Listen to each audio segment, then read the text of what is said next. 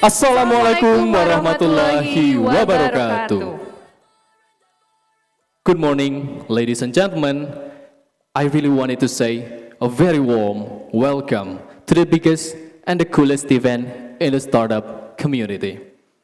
Welcome to the second batch of Bandung Startup Pitching Day 2024. Please give applause. Thank you. So, ladies and gentlemen, my name is Dafa. And I am Della Hogiana, and we have a pleasure for being a host for today's amazing event. So today, we have 6 leading entities from the startup ecosystem stakeholders in Bandung, namely the Greater Hub SBM ITB, Director of Science and Technology or DKST ITB, Startup Bandung, Gig Hunter, and Block 71 Bandung with Satu Platform as community partner, collaborating to organize the Bandung Startup Pitching Day 2024 Batch 2.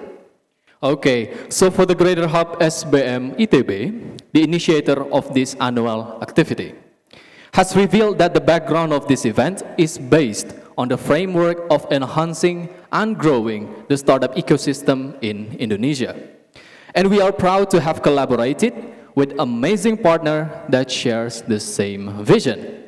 The Greater Hub SBM ITB joins forces with various renowned companies and institutions to foster innovation and support the growth of startup in Bandung.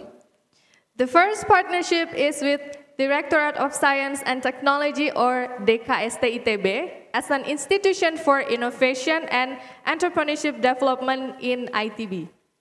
Also, Startup Bandung as a global community under the Google for Entrepreneur with a presence in over 250 cities around 100 countries.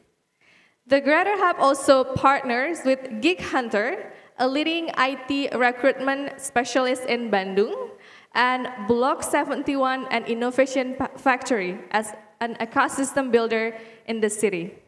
Lastly, the Greater Hub collaborates with Satu Platform, all-in-one platform for your sustainability goals as a community partner for today's event. Let's give a round of applause for... Thank you. Okay, so this is the 7th year of Bandung Startup Pitching Day event. And we are bringing together 20 startups with a bold idea based of innovation and, of course, technology. And this year, we have 4 categories of winner, which are the most innovative, the best pitch, the most impactful, and the most marketable. And the winner of Bandung Startup Pitching Day 2024 Batch 2 will receive incredible rewards to support their journey. Each of the top 4 will take home a cash prize of 5 million rupiah, AWS credits worth $10,000, and a 3-month membership at Block 71.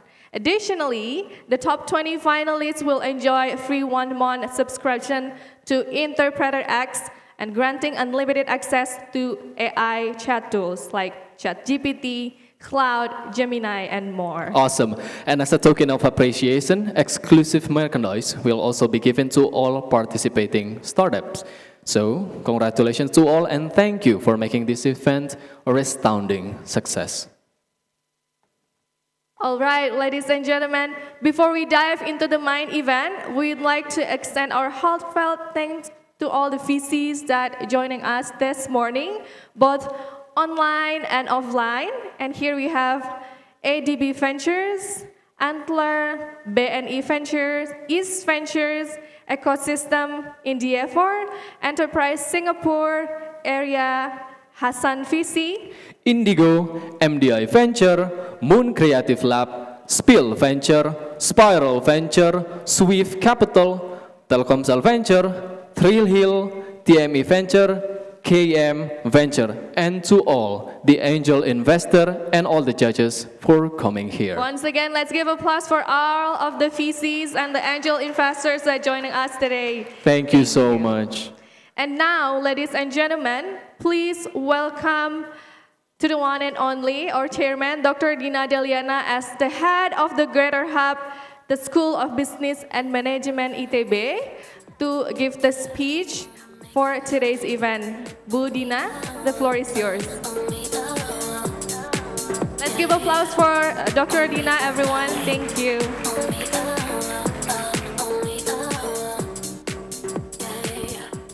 Check. Hello, good morning, everyone. Assalamualaikum warahmatullahi wabarakatuh. Okay, I'd like to thank you so much. I just say thank you so much, for coming here all the way, from Jakarta, from Singapore to Bandung. And basically, this is our 10th, our 10th of Bandung Startup Pitching Day. So I'm on behalf of SBM ITB and also as the head of our business incubator, feel very happy to welcome all of you here, not only from all the VCs who are actually dedicated their time, from wherever you are, from here, from 8 until 12 probably, by today, and also all the startups who are managed to become the top 20 of this Bandung Startup Pitching Day. Please give a round of applause for the 20 startups. And it was very hard for me and the team to actually curate from all of 60 startups who actually registering to this Bandung Startup Pitching Day. And we believe that, after all the startups bubbles and everything else, we believe that the quality of startups now become even better compared to before. And we kind of have a very tight discussions to discover who are going to be eligible enough to present in our Bandung Startup Pitching Day. And we are glad that we have various of industries actually who are going to pitch today, from sustainability, also from the environmental conscious startup. We also have edutech, we also have services, we also have agri-tech as well. So I believe that this ecosystem is now become better and better, and the quality also, we suspect, this is also getting better as well.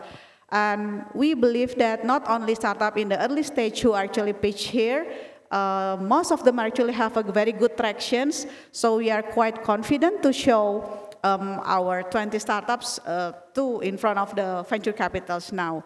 And hopefully through this Bandung Startup Pitching Day, not only startups will also gain visibility in front of the venture capitals, but also venture capitals will get some benefit as well by knowing we have a lot of good startups still not only coming from Bandung, we also open the registrations from Jakarta, also from other cities in Indonesia. So hopefully it is become the start to open possibilities of collaborations, to open the communications, and hopefully can close the deals between the startup and the venture capitals. And also, we also reminded that this is not going to be the end. We will always have the same events twice a year, usually on every June and every December, sometimes in Bandung, sometimes in Jakarta. So friends of venture capitals, please bear with us with a lot of invitations, invitations for this kind of events. Also not only for the pitching day, probably we'll invite you to join our activities in the incubators, also in the workshops or trainings. We need more guidance from you to make sure that our startups can have a better quality, better reach, and also they have a path to profitability, which is nowadays become more and more important. And I think that's all from me. Thank you so much for all the 20 venture capitals for coming. And I hope the startups and also the venture capital will have a very fruitful time during your Bandung Startup Pitching Day here in Bandung. And we hope to see the best 4 startups who will presenting today. And also we hope to see more collaborations happening after this event. That's all from me. Enjoy your day. Thank you so much. Wassalamualaikum warahmatullahi wabarakatuh. Waalaikumsalam warahmatullahi wabarakatuh. Please give applause to Bu Dina. Thank you so much once again for the opening remarks. And ladies and gentlemen, for the next speech, we would like to invite the Honorable Assistant Director of DKST ITB, Dr. Irwan Gumilar, ST MSI. The floor is yours, Pak Irwan.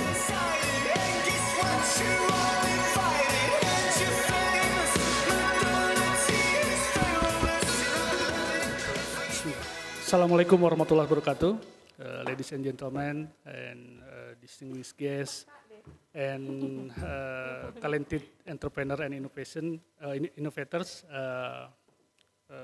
Good morning and welcome to Bandung Startup Pitching Day 2024. This is a great honor for me to stand before you today as a director of entrepreneurship, representing of Directorate of Science and Technology Park ITB. As mentioned by Dr. Dina Deliana before, Bandung Startup Pitching Day is more than a platform for startup to showcase the ideas, but it is a symbol of collaboration between SBM ITB, Greater Hub, DKST ITB, and then Geek Hunter, Startup Bandung, and Block 71, and Sendit, and many more. And it is a chance for the startup to connect and meet with the VC and also with the community. At Directorate of Science and Technopark ITB, we deeply committed to fostering the innovation and entrepreneurship through the ITB Innovation Park that already launched last week at Sumarekon Gede Bage, Bandung, close to Sumarekon Mall. We aim to provide the ecosystem where the idea can grow and startup and can grow and collaboration can create the real impact. Our goals is to bridge academia and then government and industry to support commercialization, research and innovation, and also the startup. And for all the startup teams pitching today, this is your moment. Showcase your passion, your ideas, your vision for the future. I think this is not just securing the investment, but this is how deliver your story and your mission for make a difference. And in this moment, I would like to express my heartfelt gratitude to all investors and the partners who have supported this event. I think that's all from me, and good luck for all the startup. Thank you. Assalamualaikum warahmatullahi wabarakatuh. Waalaikumsalam warahmatullahi wabarakatuh. Thank you so much, Pak Irwan, for the speech. All right, everyone. Now, before we start, let's get into the pitching details. So I'm gonna need a little bit more attention from you. Okay. So for judges and startup, please check your investment teaser to find your favorite startup and their schedule, and the link is already provided in your Google Calendar. And for the judges that are joining us online, please change your name into your Zoom, in your Zoom with your VCs or company or startup name. That's your name, for example, DKST-Dela. And the duration for every presentation is 5 minutes. And to all the judges, do not forget to give score for the startup in scoring sheet. And for the judges who are joining this event online, the link provided in your Google Calendar. And the committee will mute your microphone. No, actually, we are going to cut your presentation when the time is up. Thank you. And for the next is for the question and answer requirement. Right, on the screen, the question and answer requirements are: the first, 4 minutes of question and answer session is available after startup presentation. And then we will only give 2 judges the chance to ask questions related to participants and their presentation. The judges who wants to ask the questions required to raise the hand or type on the chat feature in the Zoom chat box, which can be found at the bottom of the Zoom application. And then the host will only pick 2 judges who raise their hands first, and the host will yield the floor to the judges who get the chance to ask the question. And we also understand that some of the participants here in this building will require to access the network. So if you do, please find ITB guest Wi-Fi, and you can access that with your personal email account. And we will begin the pitching session now. And for any inquiries for venture capitals, judges, startups, or any question about today's event, you can contact our team on the left side of the stage.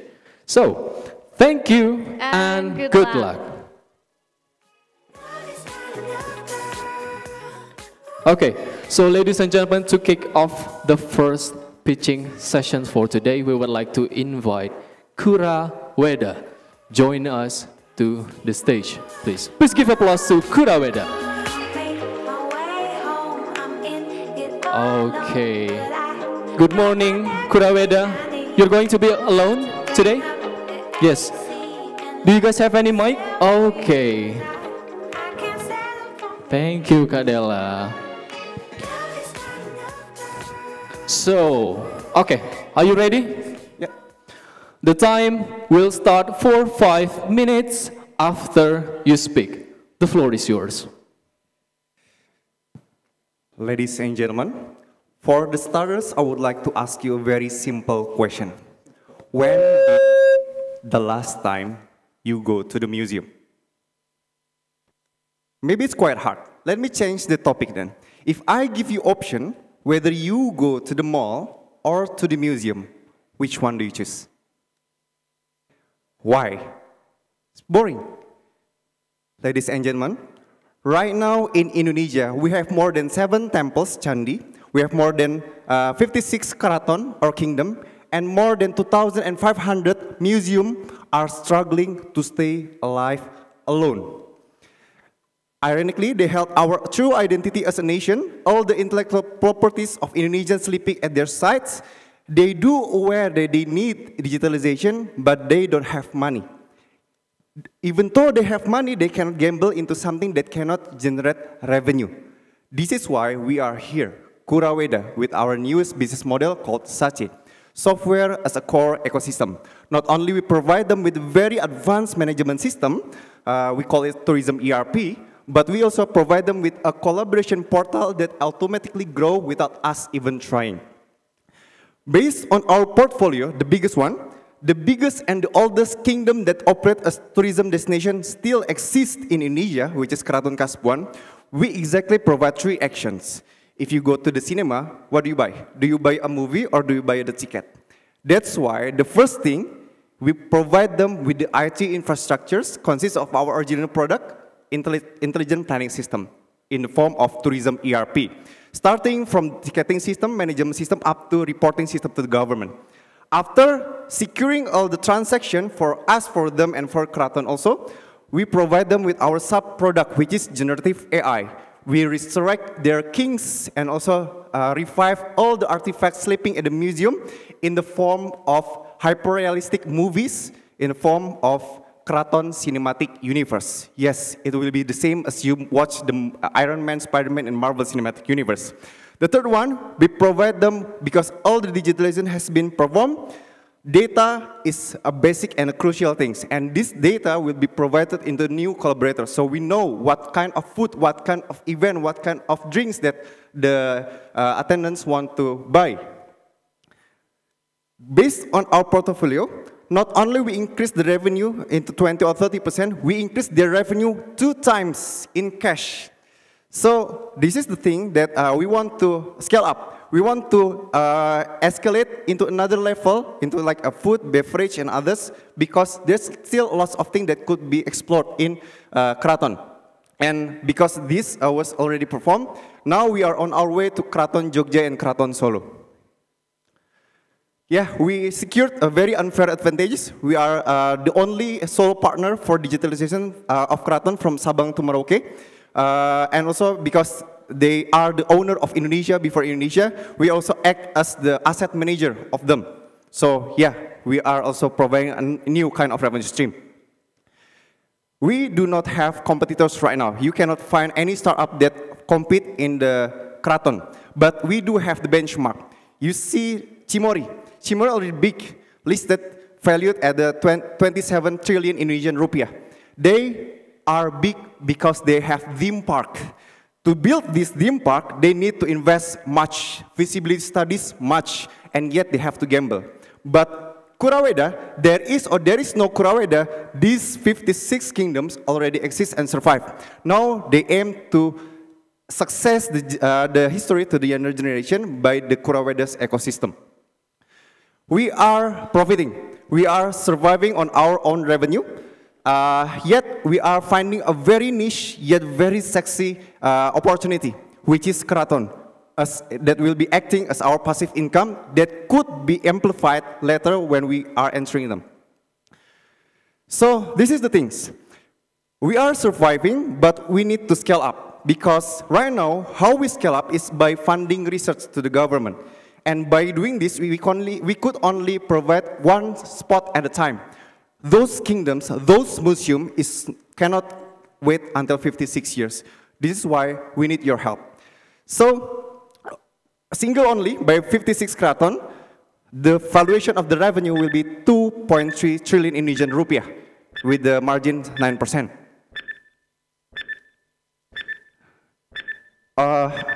Okay, the closing. Okay. That's enough. Thank you so much. Fantastic, Kuraweda. Okay. So, venture capitals, judges, should you have any, please, sir. Okay, thank you. I'm Azmi from Creative Lab. So Keraton and temples, they are usually managed and owned by local authorities or royal families. So I'm curious to know how are you able to secure their support? Yeah, thank you. Sorry, the question? So the question is how you able to secure their support? Okay. Yeah.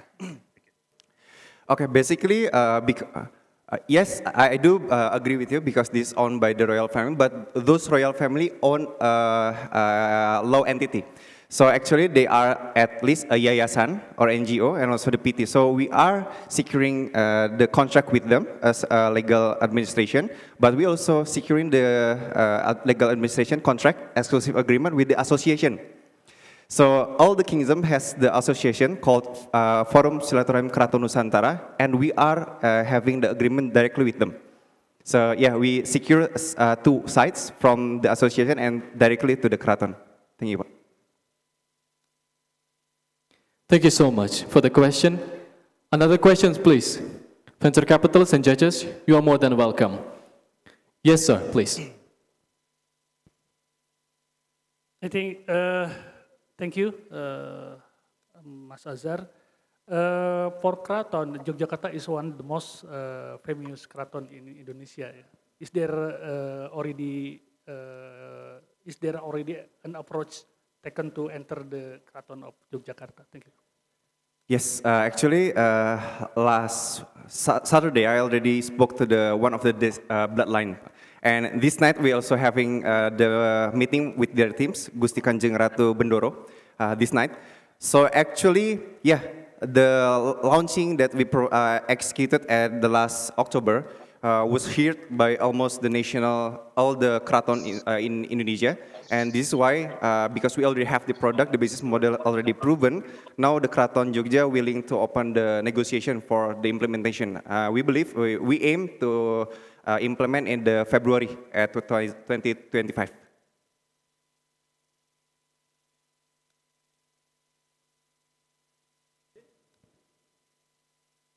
Enough? Yeah. Judges and venture capital, do you have any more questions, please? We still have the time. Mr. Irwan, please.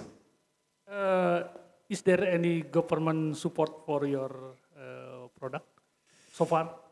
Yeah. After we launch the product, yes, there is. Before launch the product, no, there is not.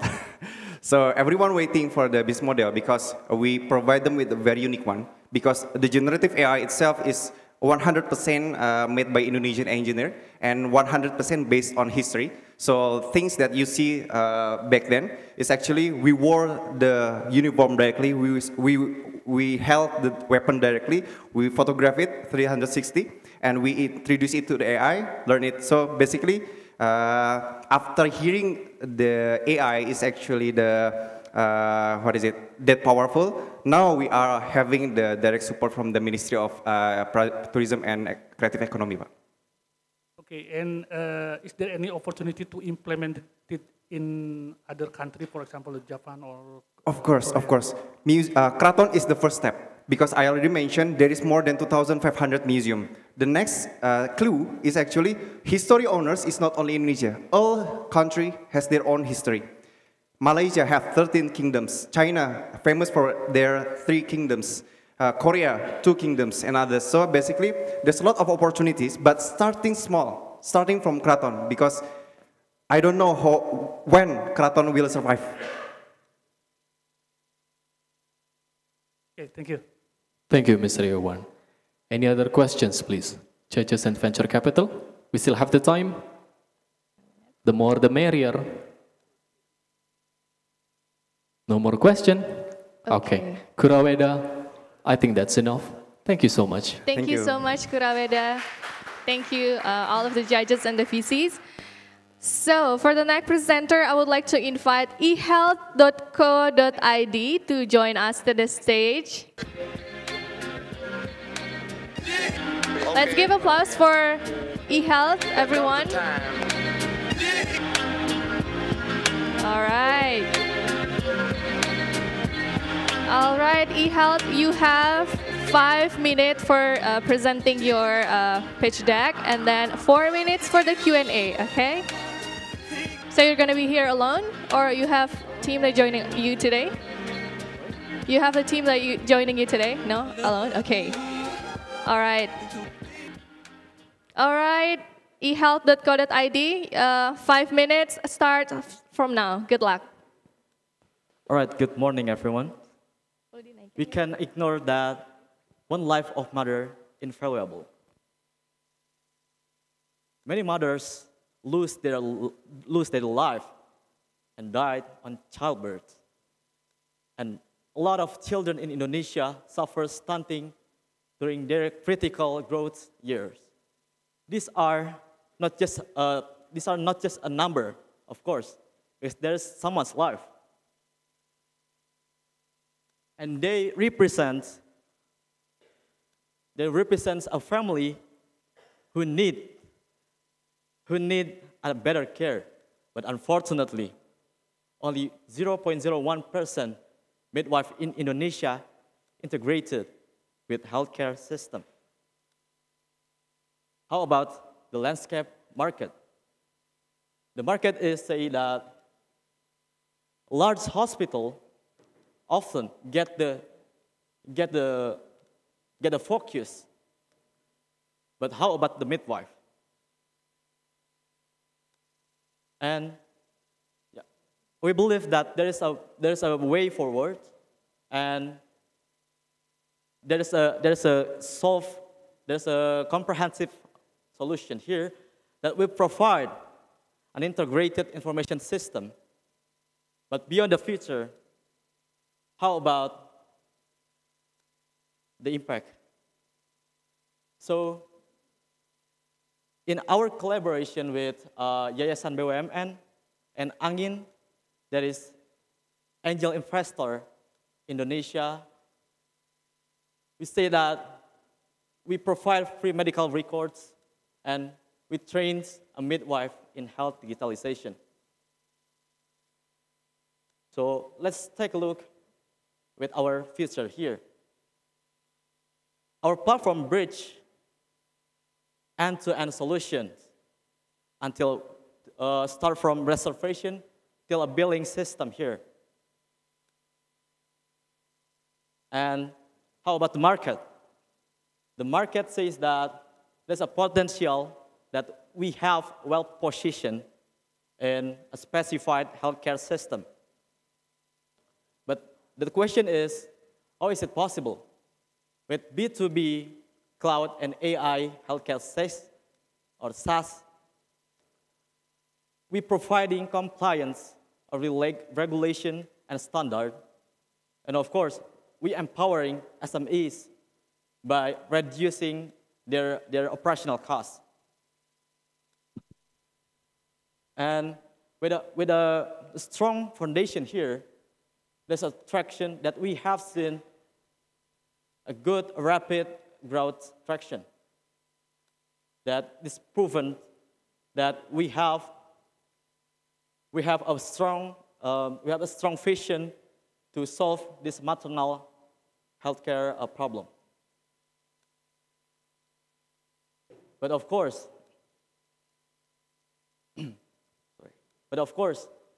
with a strong traction, we need some vision here. And let's take a look about our projection. With a strong projection that I mentioned, we aim to get over 70% user growth here by 2025. And of course, in revenue, revenue is set to surpass $7,000 by mid-2025. But of course, this vision needs some scaling. So for the funds allocation, yeah, we do for $115,000 for 10% ownership over 2 years. And the funds is allocated as follows. But of course, over the vision, we focus on social impact also. That we empower channel till EMR usage. So yeah, that's all from me. So thank you. Thank you so much, eHealth, for your amazing presentation. So to all the VCs and the judges, do you have any questions? Please raise your hand. Or maybe the judges that joining us online today. If you have any question, you can type on the Zoom chat or raise your hand. Pak Irwan, mangga. Okay, thank you, eHealth. I'm interested in what are your priorities in the next 1 or 2 years to increase your revenue? All right, thank you for the question. So we focus on improving our funnel first, lead funnel, because yeah, that is our door to get more users from that. And of course, as we mentioned that we focus on channeling with government and with a health organization that are related with our vision. So yeah, we do some like a workshop and webinar to train healthcare midwife. So yeah, I think we start from channeling and a funnel. That's all. Thank you. Thank you, Pak. Oh yeah, go ahead. Is there any hospital that collaborate with you so far? Right. For hospital, we don't have a direct partner in a hospital, but we also partner directly with healthcare organization. I mean, like, it's not healthcare facilities, but it's organization like that. Thank you. Thank you, Pak Irwan, for the question. One more question from Mas Bobby. Okay, thank you, eHealth, health.co.id. Okay, just one question. Let's be honest, yeah. What's your big problem right now for your market? So our big problem, of course, about the how to say, I mean, like sometimes healthcare, like healthcare, we say that the healthcare is not familiar enough with technology. So of course that's why we start from like a workshop and a train first to use our product. I mean, that's our big problem. Okay, how if the clinic don't need the technology? Right. How if? If according to, I think we can accord to regulation, government, that government requires them to send the digital healthcare data to Kemenkes. So I think if they violate the rule, they affect the accreditation. So I think that's why we try to provide some platform here to I mean, like just one question. Do you already have one clinic has validated your technology is confirmed? Okay, so yes, for validated, we have a product team. So they validate to healthcare, of course, like directly interview and then. What's the feedback? What's the feedback? What's the feedback? So the feedback is something. Overall, they need the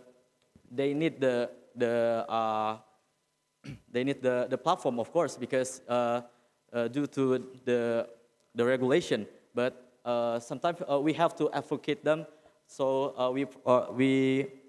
our product can relevant with their daily, their workflow, and other things. Okay, thank you. Thank you so much for the question, Mas Bobby. And thank you so much, ehealth.co.id, for your presentation. Your time is up. Thank you. Let's give applause, everyone, for eHealth. Okay, thank you so much, eHealth.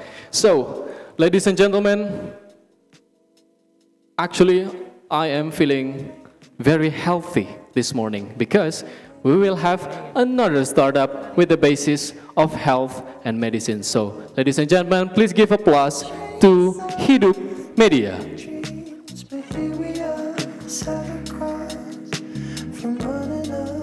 Good morning, Hidup Media. Good morning. Good morning. Thank you. You alone today? Fine, thank you. What? Fine. Fine. Okay. 5 minutes after you speak. Thank you. Okay. Assalamualaikum warahmatullahi wabarakatuh. Good morning, everyone. My name is Erwan. I am founder and CEO from Hidup Media. With Hidup, together we prevent and stop bullying. Okay. Why we focus on this case? Because many people lack safe space to express feeling after bullying, leading to emotional distress and need professional support. By data, KPAI reported approximately more than 3,000 bullying cases in Indonesia last year. And then, tending to cover up incidents of violence that are believed to damage the institution reputation from schools, universities, and institutions. Why? Okay. Without intervention, bullying can lead to severe mental health issues. So, this is our market size. We targeted market size, but we believe that because the market size also still growing, because we already know in this room, maybe, we more aware about mental health issues or bullying issues. This is our primary target market, includes schools, universities, and other institutions, because we want to make comprehensive space, safe space, and we can make it together. So this is go-to-market and activation strategy from us. First, we use AI persona content creator because we saw it, Indonesian young people happy to share their feeling, their expression to confess social media right now. And then we did training for school, and we sell e-product for audience grow, like self-awareness journal. This is activation that has we done. First, we make webinar national about anti-bullying, and then workshop little heroes to fight bullying. Jejak Bagi of the Gadget Cianjur, seminar on gadget and game addiction, and last week, we make inclusive space management with a professor from PLD University of Brawijaya and from lecturer, and a lecturer from Victoria University. So this is our biggest goal product. We want to be a one-stop solution and one access to stop bullying. And this is our product and user journey. From our activation, we collect data. We collect many data, and we can report it to school, universities, institutions, and government for what next and what we should do about bullying. And the output is certification programs, consultation and counseling, and integrated apps. This is our competitive analysis. We believe this is our chance to make a move because still a little focus in this case, like bully.id is like a platform with like us, and the other is like community. Hidup Media want to be one access to soft bullying. And then this is our monetization strategy for Hidup. Special thanks for follower, selling a product, basic training, certification program, consultation and counseling, subscription, and TSR. So this is our funding target, like 50% MOM growth. This is our 1 year projection. We can start at next year. This is our biggest goals. We want to be certified anti-bully schools and our universities because we already know the parents want to kids safe, more safe in the school, and then we want to creating inclusive space globally. This is our funding needed, like 500,000 USD. This is why us?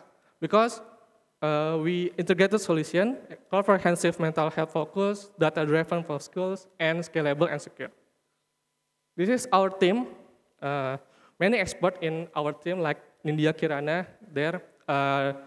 She is our psychologist in our team. And this is our partners and client until now. And thank you, join us to build more safe, inclusive space. Thank you. Thank you so much, Hidup Media. Hidup Media, what is your name? Erwan. Erwan, I see you that you are being a little bit nervous out there. So please try to be kind to yourself. You got this, we trust in you. Okay? Thank you. Okay, so judges and VC, any questions, please? Any question? Yes, Pak Irfan, please. Okay, thank you, Hidup Media. Yeah, as we know, bullying is a hot issue nowadays. But I'm curious about how do you get into schools? For example, for SMA or SMP. I think they are the most important market for you. Thank you. Okay, thank you for the question. For our strategy to get into school, first we make training from us, like their seminar, and for seminar gadget Edik City, there are many elementary school teacher that we can make communication after that. And last week, like inclusive space webinar, it's like like teacher and lecturer from other university come to our event too, that we can communicate after that. And how about we can go to directly to school? I believe we can directly with collaboration. Like right now, we still collaboration with Bandung Technopark that they can help us to get Telkom City and telecom schools like that, and we still talk with another collaboration to get into many school in Bandung, maybe like that. Thank you. Answered? Yes, fantastic. Thank you. Any other questions, please? Yes?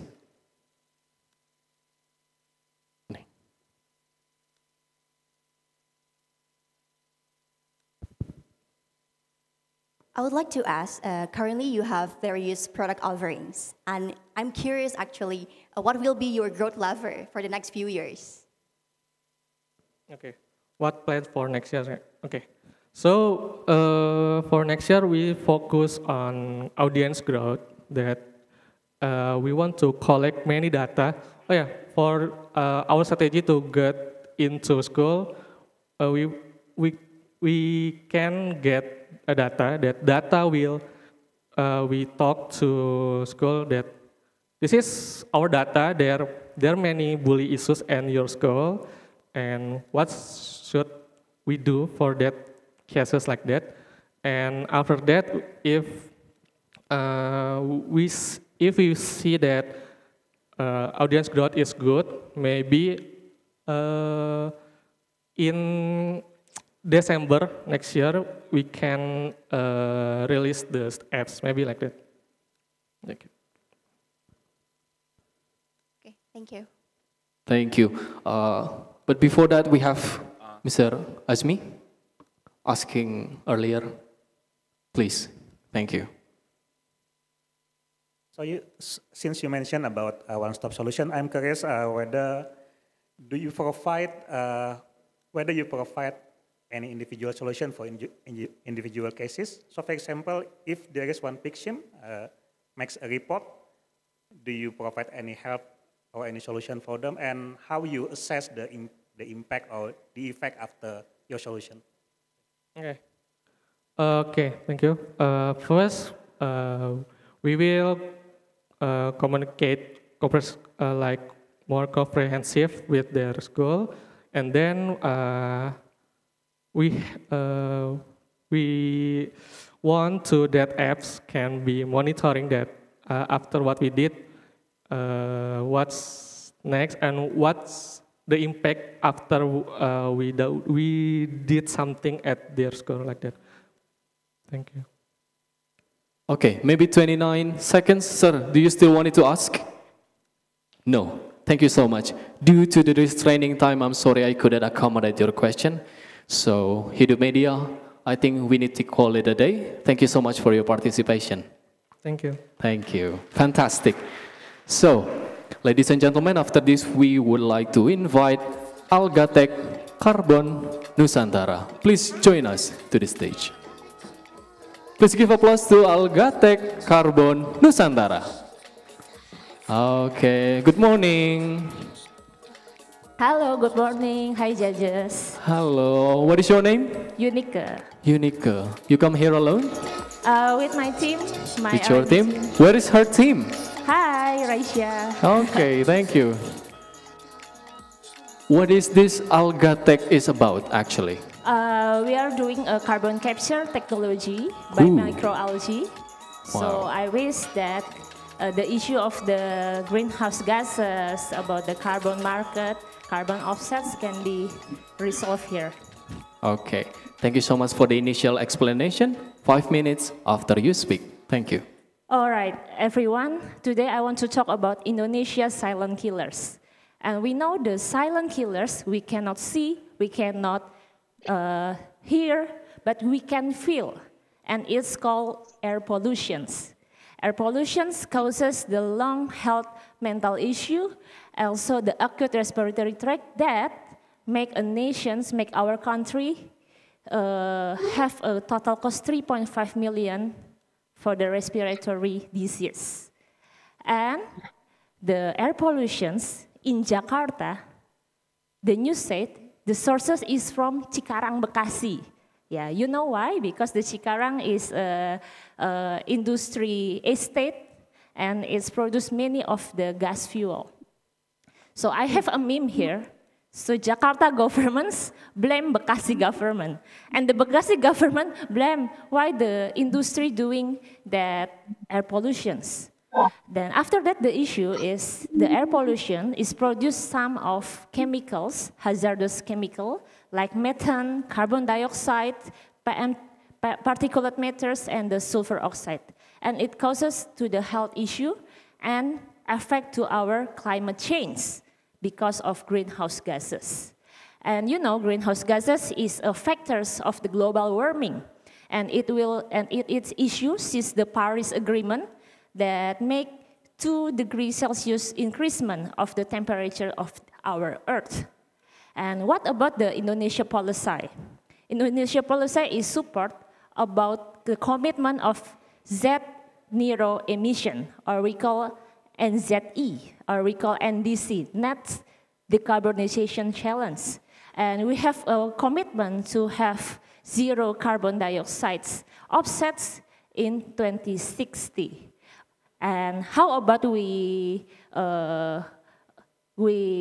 produce the carbon trading? Because Indonesia have a policy to make the carbon offsets into carbon trading. And the policy is signed by our president in 2024. And the initiative in some B2B in Indonesia is invest about 1 million ton of carbon dioxide to the carbon market. So what Algatech do? Sometimes industry doing their CSR by planting tree. And that's fine because they have a carbon emissions, let's say in Cikarang, but they plant the tree in Sulawesi just because to fulfill their policy to the government. How about the problem is in Cikarang, let's say, and the solution also in Cikarang.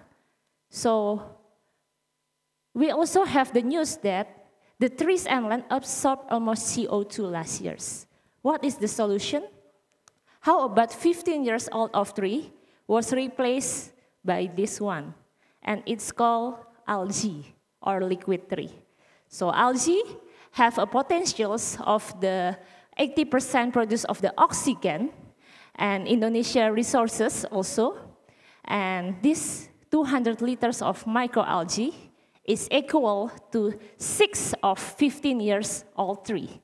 And it's just takes 7 days of the cultivations. And its carbon captures much than a tree. We have some species about the algae. And our products is a photobioreactors to help industry captures their carbon offsets, also indoor and outdoor type. And after that, after its captures, we can utilize this energy into the fertilizers, into the soil booster, and into the water treatment services. So this is the derivative. When it captures, it's getting solid. The solid phase we can utilize into the biosilica, algae oil, biofertilizers, and the feedstocks. So we also help the industry to produce their carbon offsets. The impact report is also some of our services, and this is our sustainability roadmap. The flue gas captured by algae, and then we utilize into the more valuable products and the impact report. This is the carbon market offsets, our sum, so you can read it in our investment teasers. And this is the BOD. I'm Unica Saldun as the CEO. And the researchers is 80% women in STEM. For people, for planet, and this is Algatech. Thank you. That's terrific. Thank you so much, Algatech Carbon Nusantara. I do really have that sweet spot in me if we're talking about startup who is talking about the environment. That's terrific. Judges, questions please. Yes, to the lady in the middle.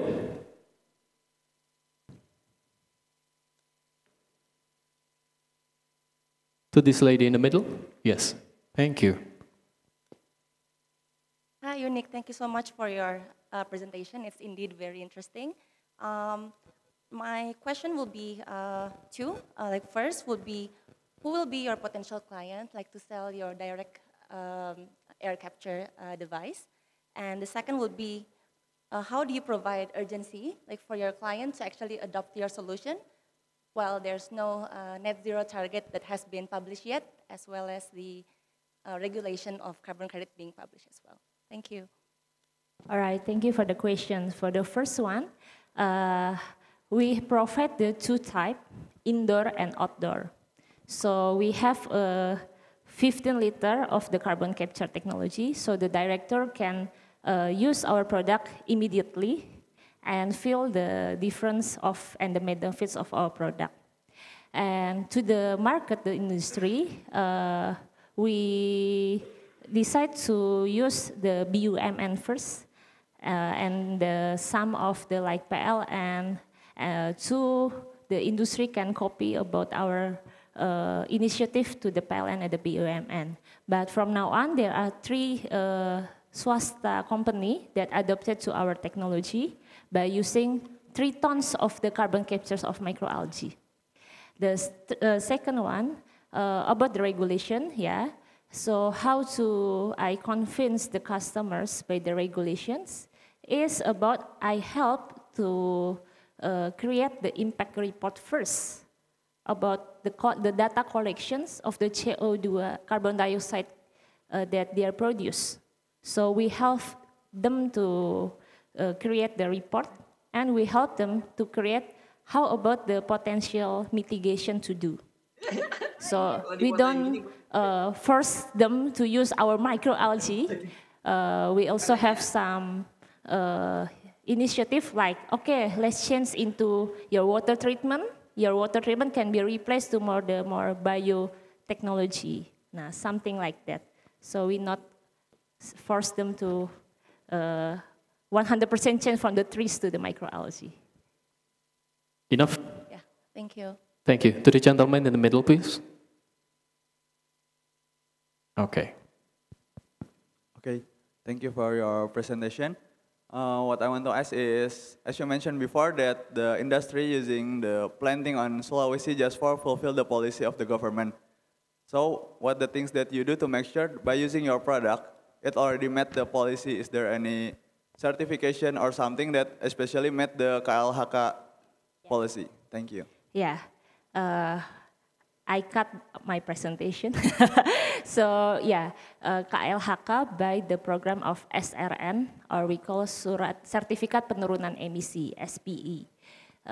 So Algatech help the industry to, they can get their SPE certificate from KLHK. And we also do the audiency to the KLHK that our report is accepted by them to help industry reduce their carbon dioxide, the carbon offset. Yeah, it's through by KLHK. Enough? Follow-up questions? None? Any other question? We have 1 more minute. The more the merrier. Yes, please, to the lady in the middle. Hello. Hi. Yeah, what I want to ask is, how much does it cost and how often should we maintain the LG? Yeah. About the cost, it's relative because we provide from the small one, 15 liters.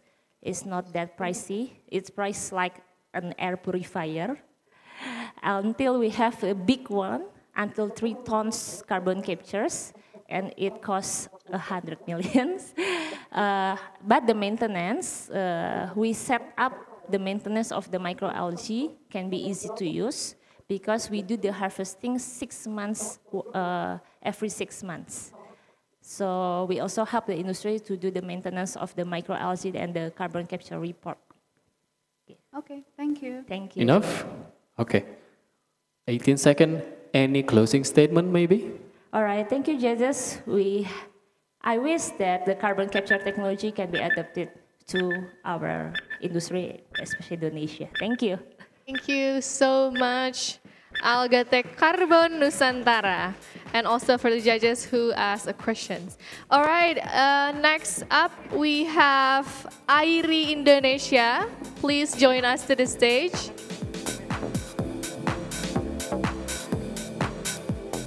All right, everyone, let's give applause for Airi Indonesia. Are you ready? Ready? Okay, you have 5 minutes for the presentation, and then you have 4 minutes for the Q&A. After the time is up, we will cut your presentation. All right. Good luck, Airi. Okay. Imagine if every corner of the city become a place where you could easily access clean drinking water while preserving the environment. That's our mission at Airi, bringing eco-friendly hydration to public space. Airi was born out of the founder's experience. When we were in campus, we study from morning to evening. That's make 1 tumbler of our drinking water wasn't enough. We need to refill our tumbler, but in our campus, there were no facilities for refilling. So the only option was to buy bottled water or AMDK, and imagine having to do this almost every day. We spend around 3,000 to 4,000 rupiah just to get drinking water, plus the bottled water generates lots of plastic waste. And why are people still using bottled water? That's because the difficulty of accessing drinking water in public place due to the lack of facilities for refilling tumblers. The impact is in our city, in Bandung, we reach around 266 tons daily of plastic waste, and that makes Indonesia is the 5th country as the largest contributor of plastic waste to the sea in the world. So, by our experience and the problems I said earlier, we initiate Airi Indonesia with the vision to providing easy access to eco-friendly and affordable drinking water. This is our journey, and at the beginning, we simply place a water gallon on the table and with the sign that said, refill your tumbler here. And then, if you look at here, there's a small box to collect the money. We tried this at Polban, and shortly, less in 1 hour, we already have the first customers. And then, we start to design our own machine. A simple machine just to automating process like handling payment and also regulate the water dispense. And this is our latest versions of our machines. We create this by a lot of feedback that we got from our previous MVP. And this is how we work. User just need to visit our machine, do payment, and they can fill their tumbler. This is our technology. We filtered the tap water into clean and drinkable water and combine it with IoT. So it's allowing the operations and the water that we produce to be monitored 24/7 to ensure that everything runs smoothly and the water remains safe. We also support SDGs, and currently we are developing an app. Here's our mobile app core features. We have station locations, we have subscriptions, loyalty program, and marketplace. As we speak today, we already have 2 competitors. The first one is about direct competitor, and the second one is non-direct competitor. The direct competitor is other refill stations such as Water Hub and Easy Fill, and the non-direct competitor is the bottled water industry. As you can see here, we Airi more sustainability, and we cost effective, and we more practical for the user. This is our business model for B2C. We sell water in one-time purchase and subscriptions, and then we also sell digital product and merchandise. And this is our market size of tumbler user in Indonesia. We want to obtain the market into 800 billion Indonesian rupiahs, and we target the metropolitan and urban area and the people with age around 15 to 45 years old, including students, workers, young adult, and families. We also targeted the daily tumbler user and also the environmentally aware individuals. We currently open for pre-seed investment, and this is our financial projection. Sorry. Okay. And this is our product milestones. We currently developing the second MVP. It's called MVP1 to validate the subscriptions, ads, and mobile apps. And this is our team. We consist of 4 people, including me as the CEO.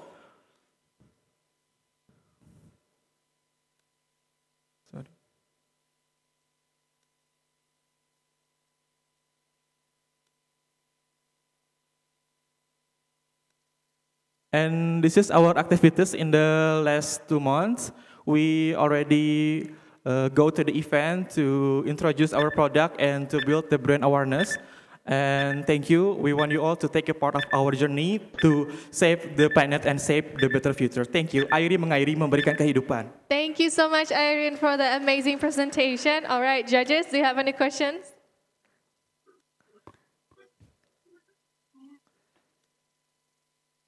Okay, thank you, Rehan, for your presentation. Okay, since you mentioned earlier, right, your main source of your water is from the tap water, right? And we know, like, the quality of the tap water in here is not good to consume for the commercial, right? So, do you have any proof that your water is safe for consumption? Okay, thank you for the questions. Okay, I understand that in our the water tap is and we how do we make sure that the tap water that we filtered is clean? We do the laboratorium and until the water that we produce is got the certificate, so we can show to the customers that our water is safety to consume. Okay, thank you. Thank you. Thank you. Any other? Yeah, go ahead. Hello, thank you for your presentation. I would like to ask 2 questions. The first one, so how do you plan to scale your water refill stations while also maintaining its cost efficiency? And then the second one, how do you ensure the adoption for people to use that in the public area and also in multiple area? Okay. Thank you. Thank you for the questions. And to the stations, so people can use, we do the scalability. Of course, we need the capital, and by placing the water stations in each place, and currently we are also have partnership with the institutions, so we can join as a partner in institutions to place our machines. And also for the second question, I'm sorry. How do you ensure the adoptions? Sorry? How do you ensure the adoption of people to use your product? Okay, we do a lot of marketing, of course, and we educate the users in our media socials, and like what we do in the last 2 months, we do the go to the events, and we open the booth so people can see us, and we can do the brand awareness for public. Okay, thank you. Thank you. Thank you. One more question. So thank you, Ram, for the presentation. I think one of the biggest consideration when we're using refillable water station is usually the condition of the water station itself. How do you ensure the hygiene of the water station? Okay, how we ensure the hygiene of water stations? The things that we can do are we check it. We repeatedly check the water machine by survive langsung to the machines, and then we also have the sensor. We currently developing the sensor for to ensure the water that we produce remains safe. So if there's we have indicator that the pH are different, we direct to maintenance it. How frequent are you planning to maintain, like the frequency of the maintenance? Okay, because we use the filtrations. The checks is because we have dashboard, and the monthly check-in we do in 3 months for the filters change. Thank you. Thank you. One more question over here.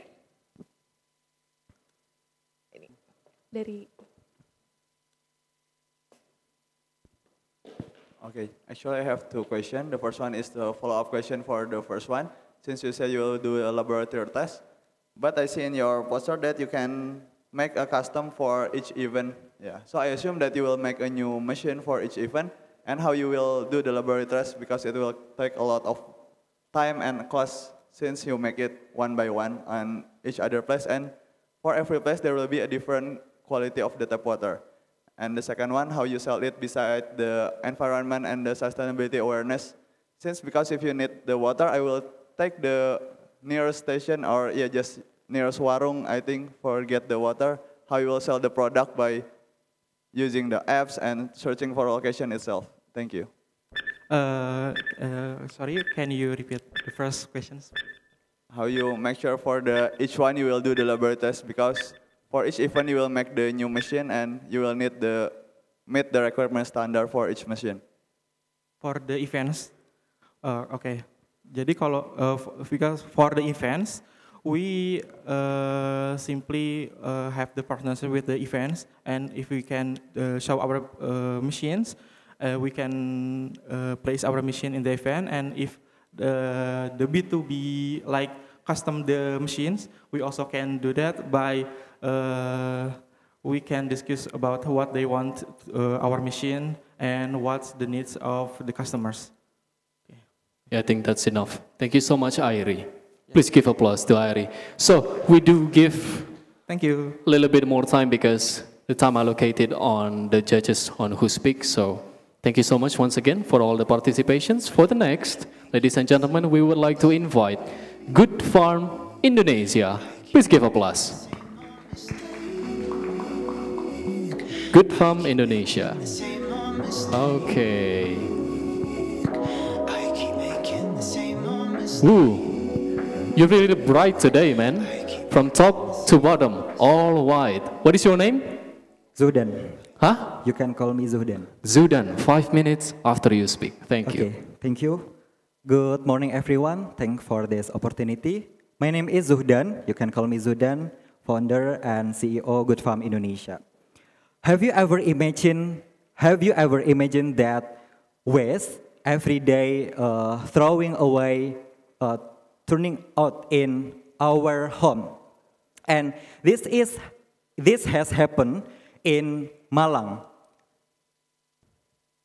Last year, Tlekung landfill. Last year, Tlekung landfill in Batu City was closed. Based on data, 60% in landfill, the organic waste is dominated in landfill. How about the next landfill in other area? Unfortunately, in Indonesia, there is no special food waste management ecosystem. And on the other hand, based on data, the food waste has a high demand if it can be managed properly. 90% of farmers require alternative feed, and we understand that there is a huge gap between the availability and the access of food waste as animal feed. Based on problem and this opportunity, Good Farm Indonesia is create end-to-end solution of food waste management to provide animal feed. I'm sorry. What is the solution? Good Farm Indonesia create the first technology integrated food waste management ecosystem in Indonesia. How do we work and business? Firstly, we collect the food waste from the upstream and create to be valuable product managed by team. And after that, we profit in farmers, such as BSF, worm, and the ducks farmer.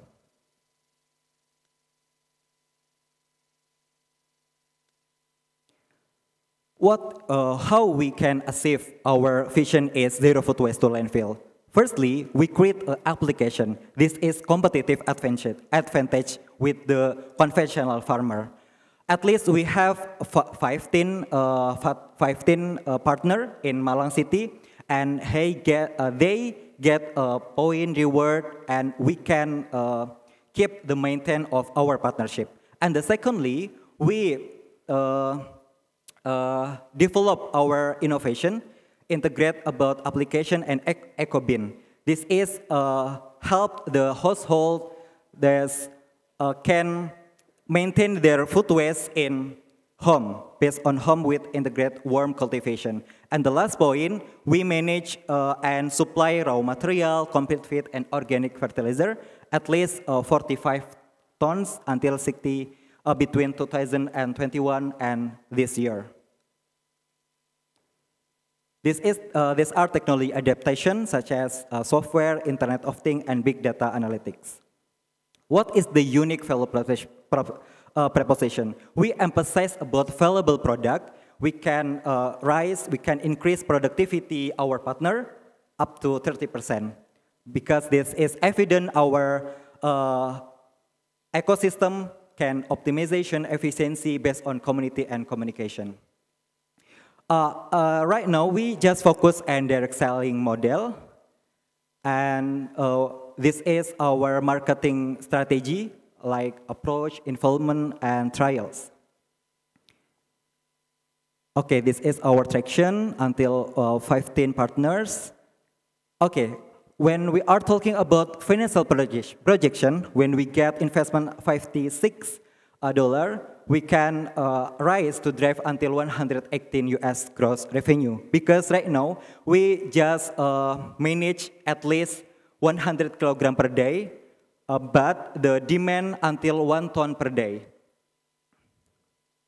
This financial projection from the 2025 until 2028.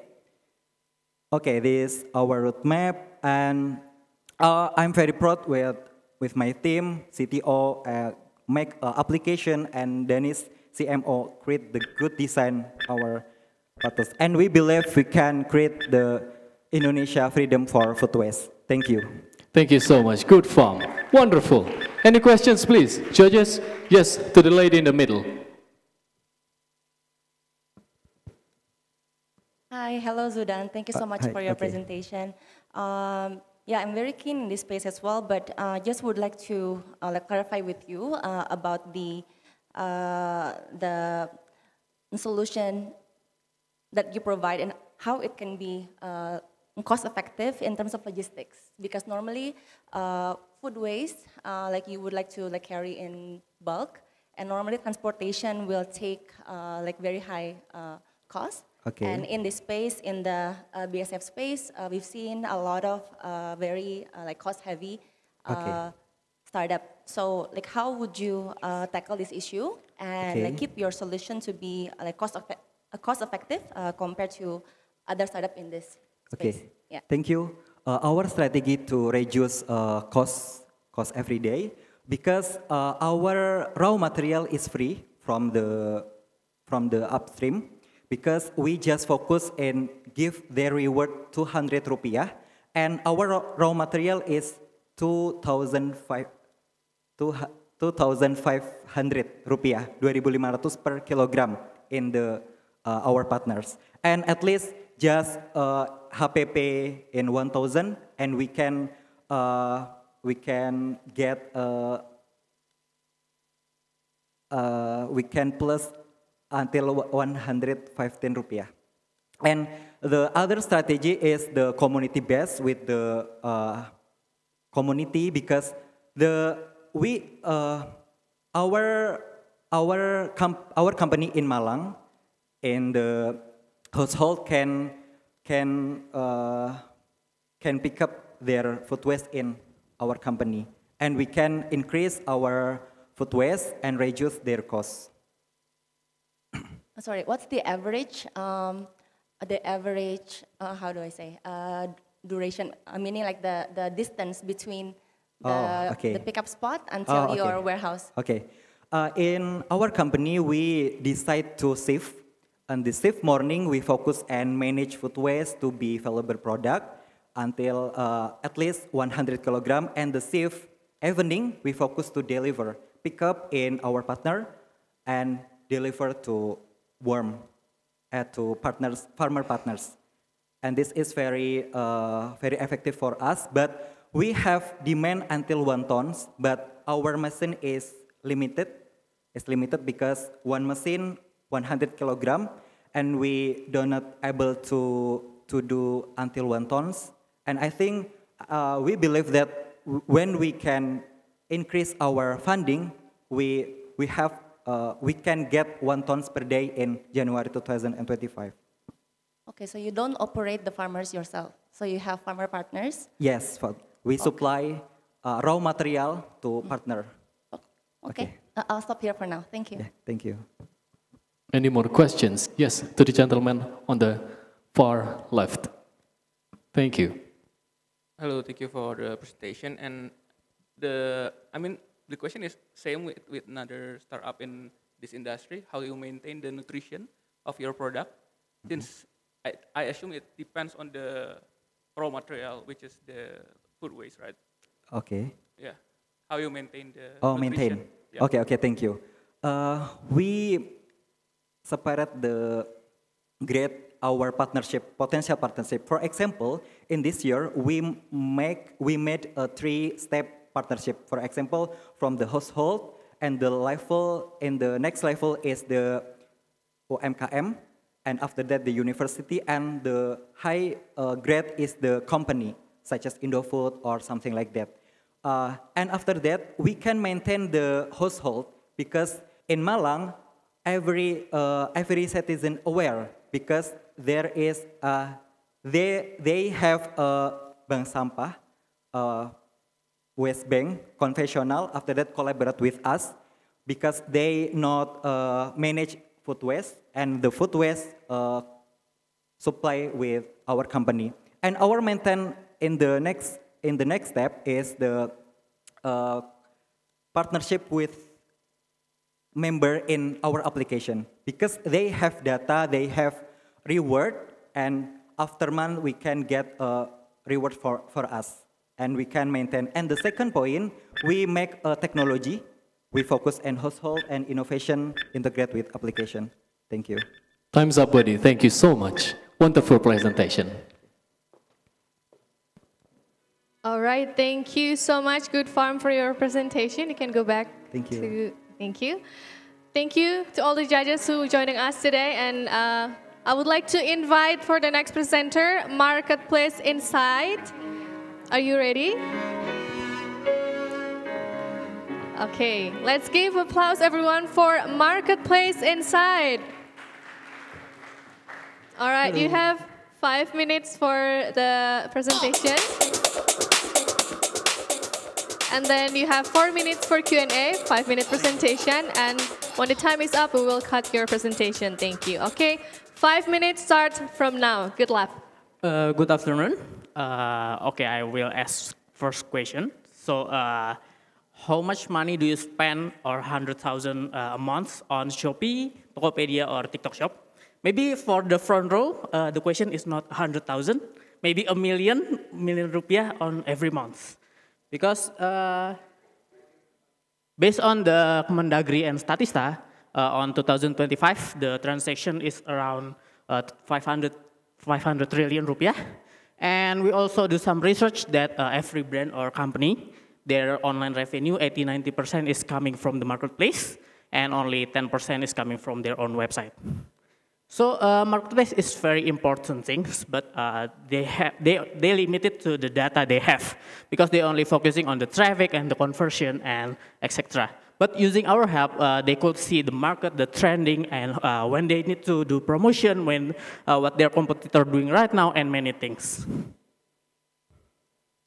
So this is about Marketplace Insight, our vision and mission. We only not targeting on Indonesia, but we also targeting on APEC country. Why APEC country? Because marketplace in every APEC country have a similar behavior. And on Indonesia market itself, for the time, it's about 3.5 trillion. And there's already a lot of player in this market. For the biggest one currently is Kalodata. And what's make us different, Marketplace Insight, currently we have more powerful system, where Kalodata itself, for the one year data, they have like capture around 50 million. And meanwhile, Marketplace Insight have like 80 million data for only these last 3 months. So we're like 6 times more powerful than them. And also, we're not only more powerful, we also like analyze the data and make the data is more easily to read, and to, so the customer can easily like more actionable. So we got like 2 main products. The first one is Data Pasar, and the second one is Deep Insight. The Data Pasar is the Deep Insight is more complex, and Data Pasar is using freemium, and the Deep Insight is only for subscribing. We also support it by Google for Startup. And this is currently the traction. We just launched in 15 October, around 2 months ago, and we got like currently 1,000 more users. And our paid user is only 30 right now because we get struggle in the customer flow. And our revenue around total with from Data Pasar and Deep Insight is 6.4. But our COGS is currently very low because we want to be this company is very scalable, and our gross profit is only 91.2%. And as you can see, these are the brand who are using Data Pasar and Deep Insight. We found a lot of big brand, and also found SME and also many agency or e-commerce enabler. We also currently supported by Google for Startup and currently on the stage 2 and the Greater Hub. And 2 weeks ago, we got invited to the next dev beta Telkomsel. And this is the team. We're currently only 2 persons who are running the company. Me as the CEO and my friend as the CTO. And this is actually my second startup. Before I have a startup on EduTech. Maybe some of ITB students here know about the company. It's called Creative Station. We got like 200,000 active users and 40 employees. But on December 2023, it closed due to some certification. And we also do some pilot project on June before we launch. And we got the willingness to pay on Deep Insight. The willingness to pay is around 1% of their GMV. So it's pretty big, but maybe if you want to know more about the pilot project, I will explain in Q&A section. Okay, thank you. Okay, thank you. Let's give applause for Marketplace Insight. Thank you. All right, judges, do you have any questions?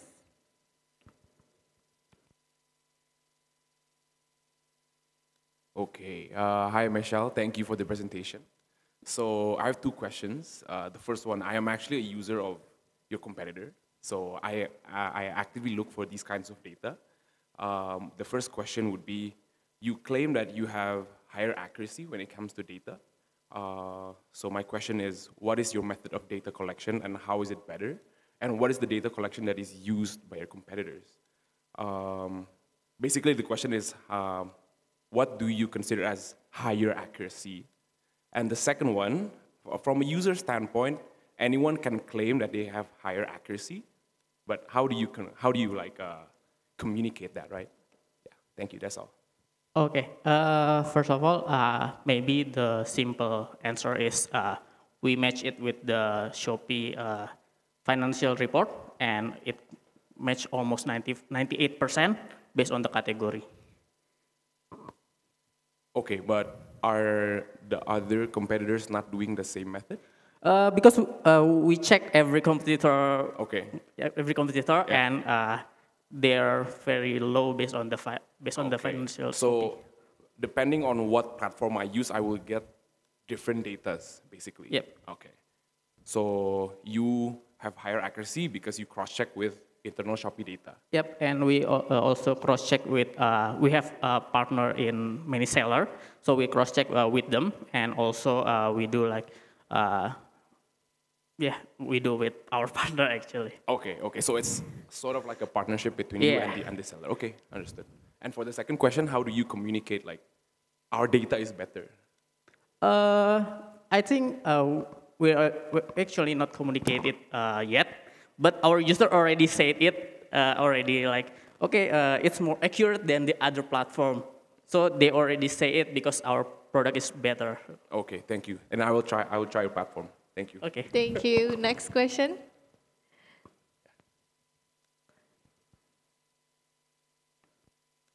Okay, thank you. So I'm just curious, what will be the quickest parameters for you to assess that marketplace sellers using your solution that they are experience some improvement in their business? Or even do you do such assessment? Yeah, thank you. Sorry for the question. So I want to know whether marketplace sellers using your solution, whether they experience any improvement in their business, for example, sales or whatever, and what kind of parameters for your such kind of assessment, if any. Yeah. So based on some our interview with our user, they growth like 5% because we only launched about a month ago. They currently know when they need to promote and what number of discount they need to give because we see the pattern of the customer behavior. And also when we testing on the pilot project using more the complex product, we test on company where on 3 months, more the complex data, and it grew around 17% on the GMV. Thank you. Thank you so much. Next question, please.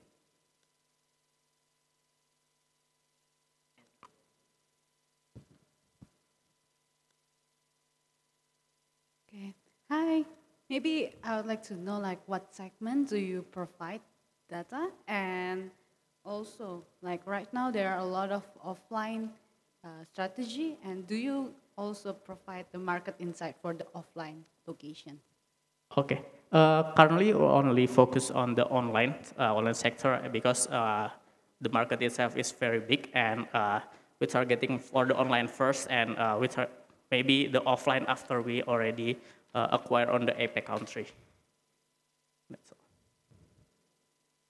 All right, thank you so much, Marketplace Insight, for your presentation. Thank you, judges.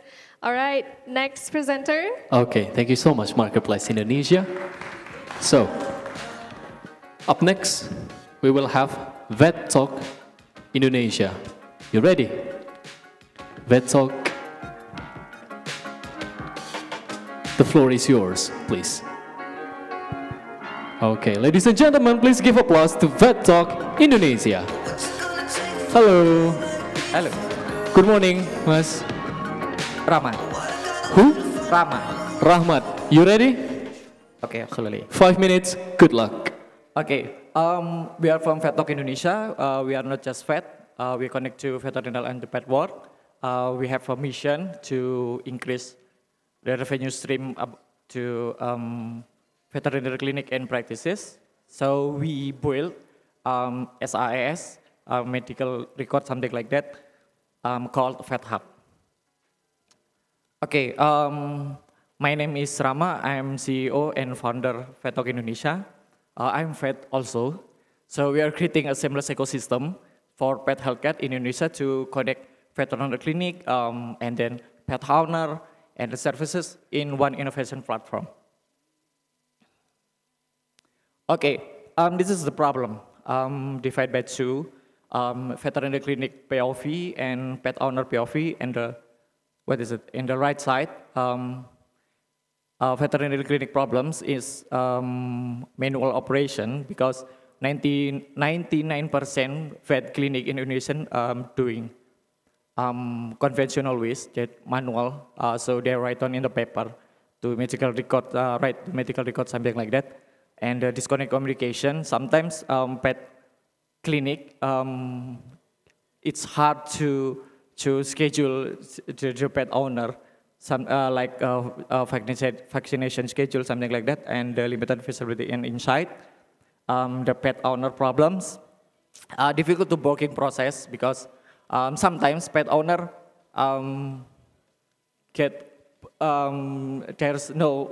there is no other ways to find the veterinary clinic, something like that. So it is difficult. Okay, then like to access the service as fragmented pet care in Indonesia.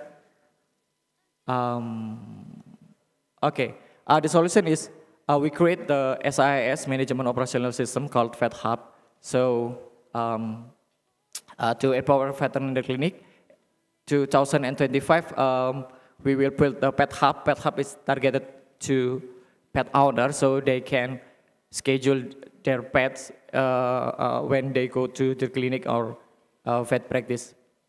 And then based off the vet hub and pet hub data, we want to build a vet clinic, our brand. So it's good to demonstrating premium service, demonstrate seamless integration of the ecosystem built. That's in the vet brand, offer premium customer and clinic experience. Okay, this is milestone. 2023, we launched our vet hub products. The revenue is 168 million. So, and then 2025, we are revenue target 2 billion and 5 billion when we build the veterinary we vet clinic something. Okay, this is the vet hub feature. So digital report, digital medical record, appointment, and then patient database management, and from patient online transaction engager and inventory clinic management. Now, how the vet ecosystem works. So this is the pet hub and vet hub we launched. The pet hub targeted to pet owner, to the pet product supplier, growing service, pet hotel services, insurance provide, and the vet hub to make the clinic more efficient, more effective. So based on the data, we can build the vet clinic with our brand. Okay, this is how to big market. We know that 23 household owning cats, 5 million owning dogs, and 9.1 owning birds, and 11.4 household owning fishes. We know that people in Indonesia, 70% have pets in their house. As we know, 1.36 million per month they spend to their pets.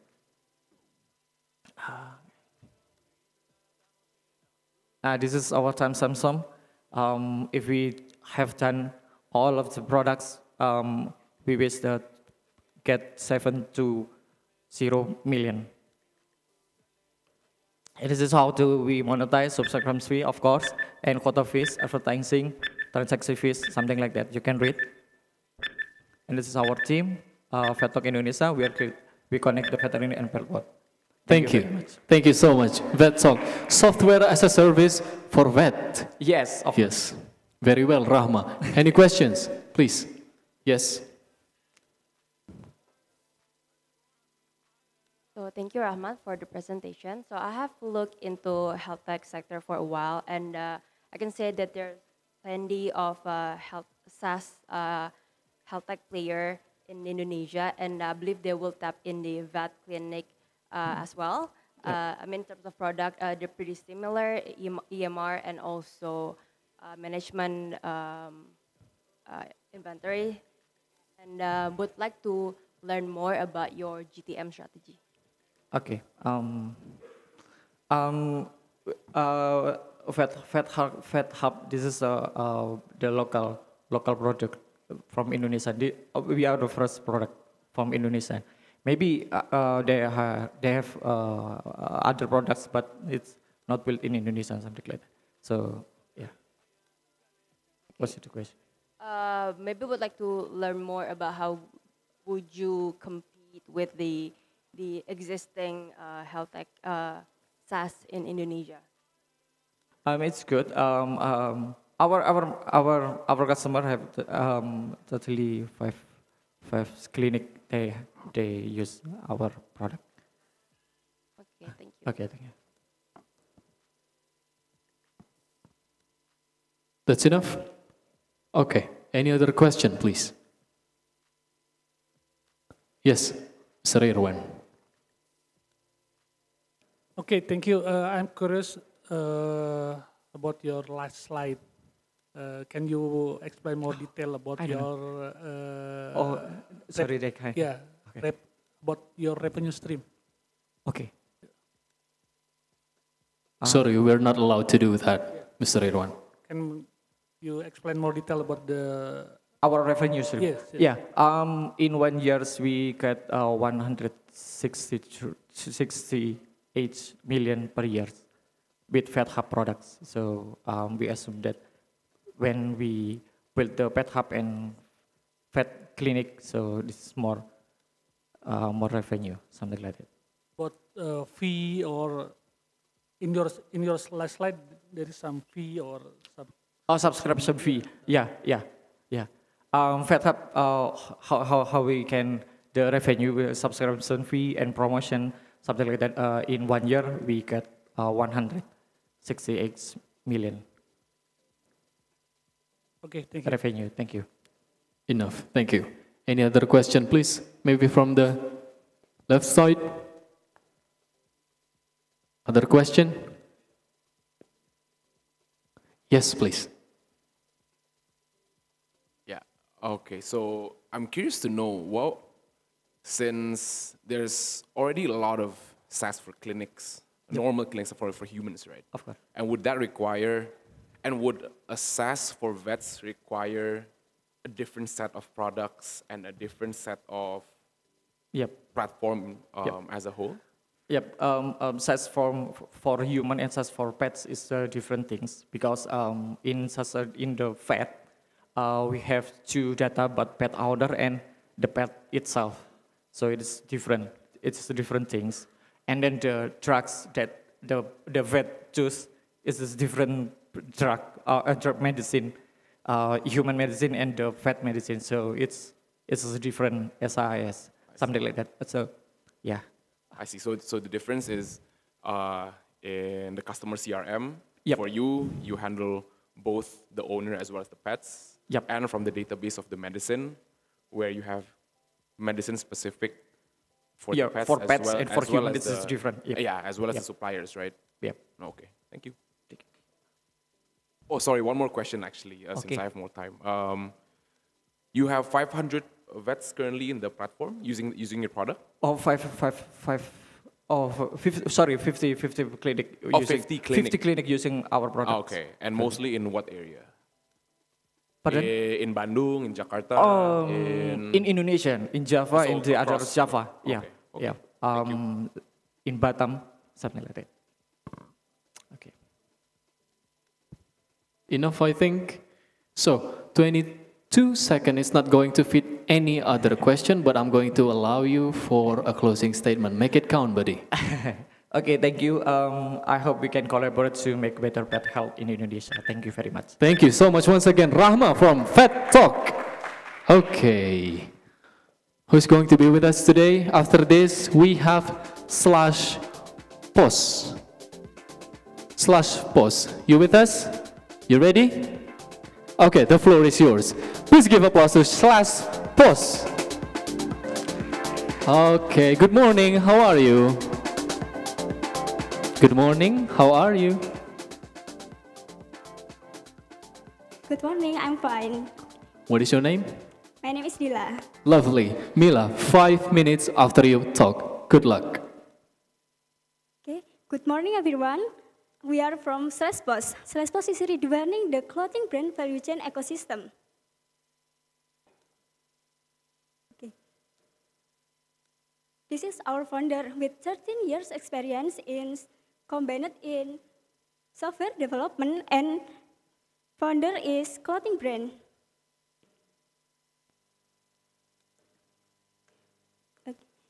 MSMEs have a contribute to GDP of 61.97% of around 8,500 trillion. They face the challenges of digitalization gap, operation, and financial and innovation. /pos is a solution to integrate digital business for process from factory to store.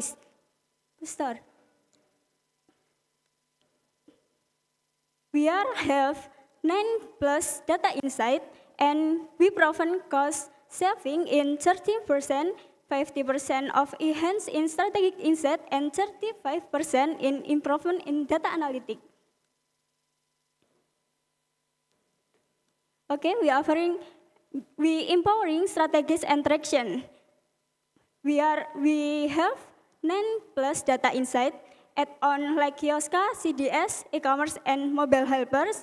We have 10 client, 5.5 billion client recorded revenue, and 35K for sales transaction, and we have 9 plus data insight. Okay, this is our competitive landscape in 2020 and 24. Salesforce provide 10 more than competitor feature and 30% for more cheaper than competitor.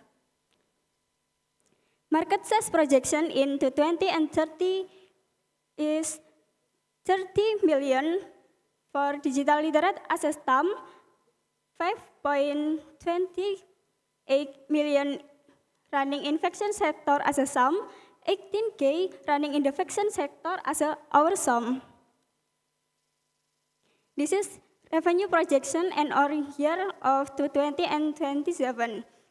Our main need is advising and networking for unlock new opportunity, but if we achieve funding 3.5 billion, we can accelerate our target from 100 customer to 5,000 customer. Sorry. This is our roadmap to 2030 is we focus in sales capital and sales commerce. Support needed. We need support needed advice, collaborating and networking with key stakeholder, and we need to funding. This is our team. Luhur Santosa as a CEO, it is expertise in 20 years experience in tech company. Iswayudi as a CMO, have 13 years experience. Me, Dilana Vianti as a CTO, Abika as a product designer, and Imam as a product development. Thank you. Salesforce is a micro fashion enterprise to scale up. Thank you for having us. And thank you so much. Pause for your presentation. All right, judges, do you have any questions?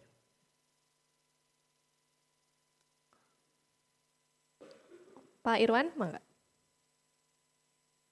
Okay, you need 3.5 billion here for your product.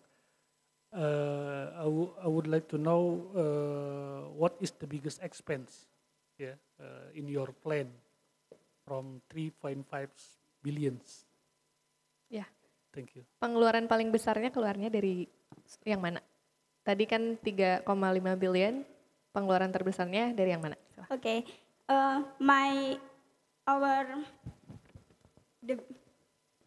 mau bisa jawab? Boleh Pak dijawab dalam bahasa Indonesia? Boleh, silahkan. Okay. Pengeluaran terbesar kami adalah dari sisi server, karena kami menggunakan sistem cloud. Jadi pengeluaran di sisi server ditentukan oleh target customer kami, maka semakin banyaknya customer yang kami handle, maka akan semakin banyak juga pengeluaran di sisi server. Dan yang kedua adalah di sisi operation. Kalau for 3.5 billion, kita gunakan untuk di sisi expand teknologi, kemudian di sisi marketing, kemudian di sisi operasional, seperti itu. Baik, ada follow-up question, Pak Irwan? Thank you so much. Okay, next question, judges. Maybe to all the judges that joining us online, do you have any questions? All good?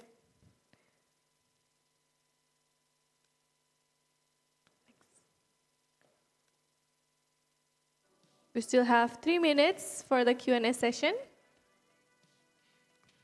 Okay, okay. One more question. Oke, so far feedback dari usernya gimana? What has been the most useful feature for the users?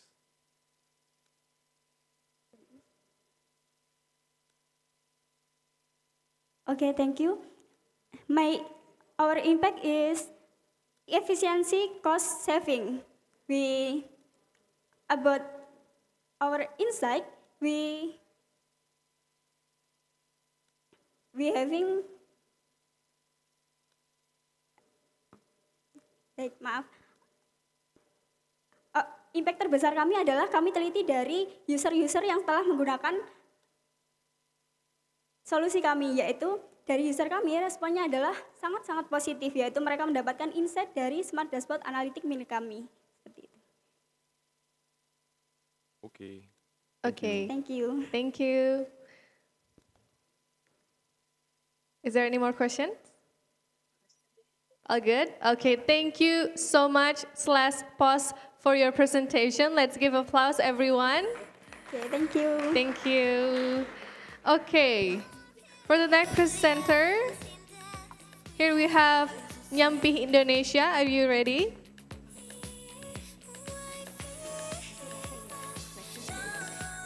Okay, everyone, let's give applause for Nyampi Indonesia. Hello. Okay, you have 5 minutes for your presentation and then 4 minutes for your Q&A. Okay, 5 minutes starts from now. Good luck. Okay, thank you. Thank you. Good morning, everyone. Good morning, the judges. So, innovative waste management solution for the greener tomorrow. Your modern waste management choice. We can see the current waste management condition in the global. A lot of the problems, especially in the ways of the current situation in Indonesia. So we can see a lot of the problems, such as the lack of the efficiency waste management, and also the crisis behavior, especially the normalization of the improvement waste disposal in society. Here's the new as the data we collect a lot of the problems. We can see the Indonesia is the top three loss and decrease the waste, organic and non-organic waste. So here's Nyampi Indonesia. Nyampi is a smart and modern application with the field of the environmental sustainability. We have a lot of the activities such as the maggot farming, plastic recycles, collect waste, workshop, and we also the community independence with the waste management collection. So we have the operating in various regions such as the Gunung Gadung, Villagers, Adipura in Bandung City, and we have the current customers such as in the B2C, especially the cafe, restaurants, and also the garbage markets, and also the fish culture and the poultry, with the combining technology, innovation, and environmental awareness systems. For the business model, we have the B2B and B2C, the customers with the key partners, with the governments, and also the technology with the activities. Lots of the with the partners, and for the revenue streams, we have get the subscription fee, partner fees, and also the recyclables for organic and non-organic waste. So here's our Nyampi economic for organic waste. Right now we collaborate with the automation, with the machine, and also the IoT system to make it the maggots with the compost, biogas, and POV, and also the organic farmers. And here's the product description. And we have a lot of the beneficial products, especially for the maggots farmings, with the food security, with the eye and the robots for boosting efficiency. And here's for organic waste. Especially for now, we have and we will to collaborate with the startups in Indonesia, especially they ready to produce a lot of the home decor, home appliance and furniture from the market. And here's the plastic waste with the collaboration with the craftsmen, especially with for the local community-based innovative approach, valuable product and sustainable programs. And then here's our market size with the 3 business model. Here's the very potential revenue streams, a lot of the monies. And also there's our marketing analysis. We have the competitors-based pricings with all of our product and our services.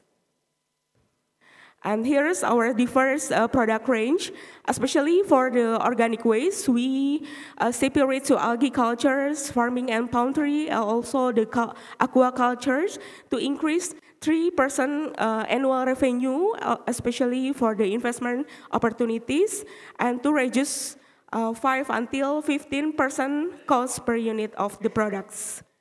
And here's our plan obtaining certification, especially for the next years.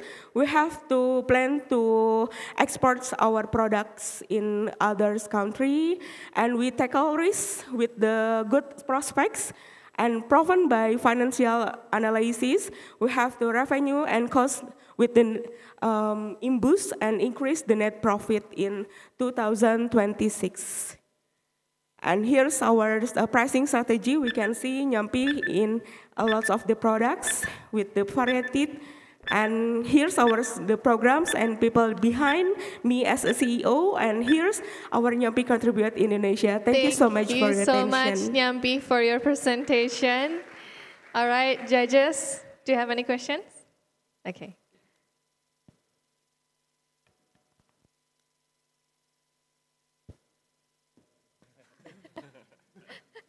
Okay, thank you for your presentation. So just a short question. So just double check. So you mentioned a little, right? You manage organic and non-organic waste. Yes. Right, okay. So how big your production so far? And let's say from the collection waste, how big you can collect every day? And then when you process the waste, both organic and non-organic, how big the production per day is?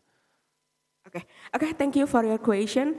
Especially Nyampi, we have to service and selling the product. For the first is we collect the waste organic and also the non-organic waste from our customers, such as the B2B and B2C. After that, we going to our workshop. For the organic waste, we doing a lot of the maggot farmings and also the fertilizers and the biogas. And for the non-organic waste, we collaborate with the partners in Bandung City, especially they have already a lot of the technology with the processing to unorganic waste. And then all of things we sell, and we have especially to specific marketplace to sell the product, especially in Nyampi. Okay, so I have one follow-up question. So for your collection process for the B2B side, can you mention what kind of the B2B? Is it like a resto or maybe like the hotel or something like that? Yes, our B2B is a cafe, restaurant, hotel, governments, especially for this year. We collaborate with SBM ITB to generate our day waste to us, and we produce the organic waste from the governments also, the institution. How many kilos average? Average for right now, for the days, we reduce until 1 ton per day, especially for the organic waste. But for the non-organic waste, we separate maybe 10 until 20 non-organic waste to our partners. Okay, thank you. Thank you. Thank you. Next question. Okay, thank you for your presentation. I think waste management is so saturated right now, right? And then just one question, how you penetrate your, I think, product or your services from upstream until the downstream? Thank you. Okay, thank you so much for your question. Especially for up and downstreams, for the downstream, we collaboration with the local scavengers and the community, especially to help our operational in our workshop and warehouse. And for the up cycles, we always do the workshop and also the seminar and also the competition for introduction and for maybe for giving the several program to make it hours programs and also the hours operational system can be noticed gitu, can be noticed with the governments and also the our target and potential customers. So how many customers do you have right now?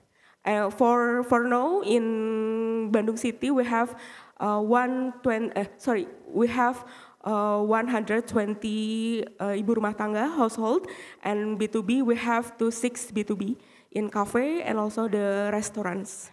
And now for the government's institution we have 2 in Kabupaten Bandung and here's in ITB.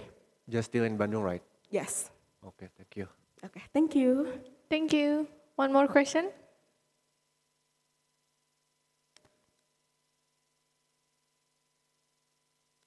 Just a quick question. Yes. So I was not really clear about your B2C customer. Do they pay for you or do you pay for them actually? Okay, thank you for your question. For me, for Nyampi Indonesia, we have several services. They pay to us, and then we pick up their waste, especially in B2B. They very confused what they trust to be in. So we collect them all of things, and they pay to us with the subscription fee. Thank you so much. Thank you so much, Nyampi Indonesia, for your presentation. Let's give applause, everyone. Wonderful presentation from Nyampi Indonesia. Up next, already join with us, Biogel. Where is this person? Biogel, Biogel. Come to the stage, Biogel Indonesia. Please give applause. Good morning, buddy. Morning. What is your name? Al-Zaldi. Al-Zaldi. Al-Zaldi, very well. I like your style. Okay, that's your cue. 5 minutes. Good luck. Empowering sustainability green solutions. My name is Zaldi from Biogel. Indonesia is one of the largest agriculture and forestry. Annually, 200 million tons of agricultural waste produced. In the forestry sector, 48 million hectare degraded lands. Unmanaged, this sector has significant contribute to Indonesia greenhouse gas emission number 2 and number 3. On the other hand, biomass has potential from the agriculture and forestry. This is a critical point to contribute the Indonesia ambitious about the energy transition and net zero emission by 2060. To achieve this goal, we need stable energy that cannot achieved by solar and wind energy. This is the biomass was an essential part of the solutions. We turning the agriculture and forestry waste into the renewable solid fuels to replace coals. With this advantage, have equal caloric value with coals and 90% emission lower, and actually from the organic local resource. But we still meet the problem about the deforestation issue from our feedstock. After 1 year operational, we uncovered a new economic potential. It called emas hijau or energy plantation forest. The turning degraded land into the productive land by planting a tropical tree. That's why Biogel now transforming by build a comprehensive end-to-end ecosystem to leveraging Indonesia biomass sector. In upstream, we ensure that feedstock is from the agricultural waste and from the sustainable forest development. We process the high quality into the renewable solid fuels, and we also develop a new technology that turning a low quality biomass into biochar and biocatalyst, which is enhanced soil fertility that contribute to our ecosystem service to produce sustainable biomass resource procedure. Currently, our business model is B2B with its direct selling and contract to partner company, which our recurring revenue comes from wood chips, and we are develop the potential export product from biopellet biochar. Our unfair advantage with we ability to process all of agricultural waste from the small to large volume. Also, we created a high quality and technology. And the most important, we develop a sustainable ecosystem community. Indonesia has hook market with 53 trillion of biomass market. We aims to take in the 170 billions in next year. Yes. And now it's a great momentum. Indonesia government mandate by 52 PLT using the biomass and build a 28 biomass plant. And there is a 89% gap to achieve biomass in the next year. And also the pricing is high. Last month, our president commit to replantations 12.7 million hectares of degraded lands. To optimizing this potential, we seek investment and grant to $200,000 to increase our revenue from 97 K USD to $1 million USD in 4 years, with our roadmap from short-term, mid-term, and long-term to achieve this forecasting revenue.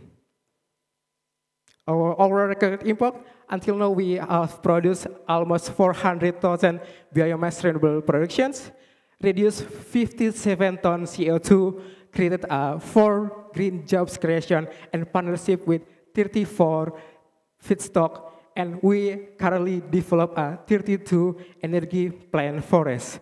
Our solution also contribute to 6 points of sustainable development goals.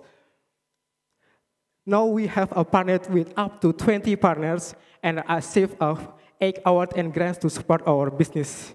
This is our mini super team with our expertise and experience in each role, with me, Muhammad Zaldi as CEO, Tiara CFO, Fionita CEO, and supporting by advisor. Let's work together with us, investing in a sustainable ecosystem for a better tomorrow. Thank you. Fantastic. Thank you so much. Biogel by Al-Zahdi, your name? Zaldi. Zaldi, sorry. Any questions, please? Yes, to the lady in the middle. Hi, hello Zahri, thank you so much. Just would like to understand further about the operation flow. So would you mind to walk us through, like from the agriculture waste pickup until the end product is delivered? Okay, the flow. Currently, our flow is from the forest and agricultural waste, because the requirement from the end product is a high quality. But where we in the fancy phase in the environmental, agricultural waste is a low quality. That's why we create an ecosystem and develop a new technology to turn the low quality biomass and use the low quality as fertilizer to produce forest energy plantations. But currently we are doing a simple, like turning the wood and the agriculture as a wood chip and selling to our notable customer, which is a PLN. I see. So the product that you sell to PLN is in the form of the wood chip or the biomass? Wood chips. Wood chip is a biomass, yes. Oh, I see. Okay. Okay, got it. So what's the current traction, meaning the revenue until now? Revenue? Yes. 97,000 USD. 97,000 USD. Yeah, is it yearly or? Until quarter 3, 24. Since January this year? Yes, all right. Okay, got it. Thank you. Thank you very much. Ooh, nice. Questions? Judges, please. Any other questions? Yes. Okay, hi. Maybe I'd like to ask about the biomass because from what I know, the companies, I mean the wood companies already sell their biomass directly to PLN or the burners. Like, where do you come in? Like, why do they decide to sell it to you before selling it to the users? Yeah. Or other competitors, like? Yeah. Okay. We operate in Kupang City. Last year, there make a tender for fulfill the PLTU, but until now, the tender is not fulfilling. There's still a gap in our operation. That's why we change our pilot to this position. But to reduce our costs, especially in feedstock, we developed the energy plantation forest. Yes, that's what we do in the future. Because the biggest challenge that we operate in this sector, first in logistics, and second is how we ensure and sustainability the feedstock. This is the biggest challenge. Okay, got it. And then I have another question for the biochar. You're planning to sell biochar, right? Yes, we plan to sell biochar, but in the next 4 years. And then in the midterm, we wanted to use as our ecosystem to make up cultivating our energy plant forest. That we wanted to use in our ecosystem first, and the next, maybe in the 4th and 5th year, we wanted to sell it. Okay, thank you. Thank you. Another question, please. Any other? Yes, by Irwan, please. Okay, short question. Is there any report about quality of your product? Okay.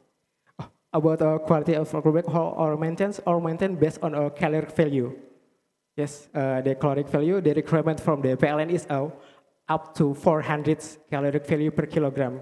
How to maintain? We collaboration with one stakeholder to build a workshop. Then we supply and save our feedstock from wood, especially in the rainy seasons, because it's more quite challenging to maintain the quality of in the rainy. That's why before the rainy seasons, we already collect the feedstock and save in our workspace, collaborating in stakeholder like this. Enough? Okay, thank you. 40 minutes, I don't think we're gonna fit any more question, but you have anything to share with everyone in here? Make it count, buddy. Okay, thank you very much. Come join with us. Let's be a hero for a sustainable, better future. Thank you very much. Zadi from Biogel, please give applause. Thank you so much. Thank you so much, Biogel, for your presentation. Up next, here we have the goodparent.id. Are you guys ready? Let me see. All right, everyone, let's give applause for the goodparent.id.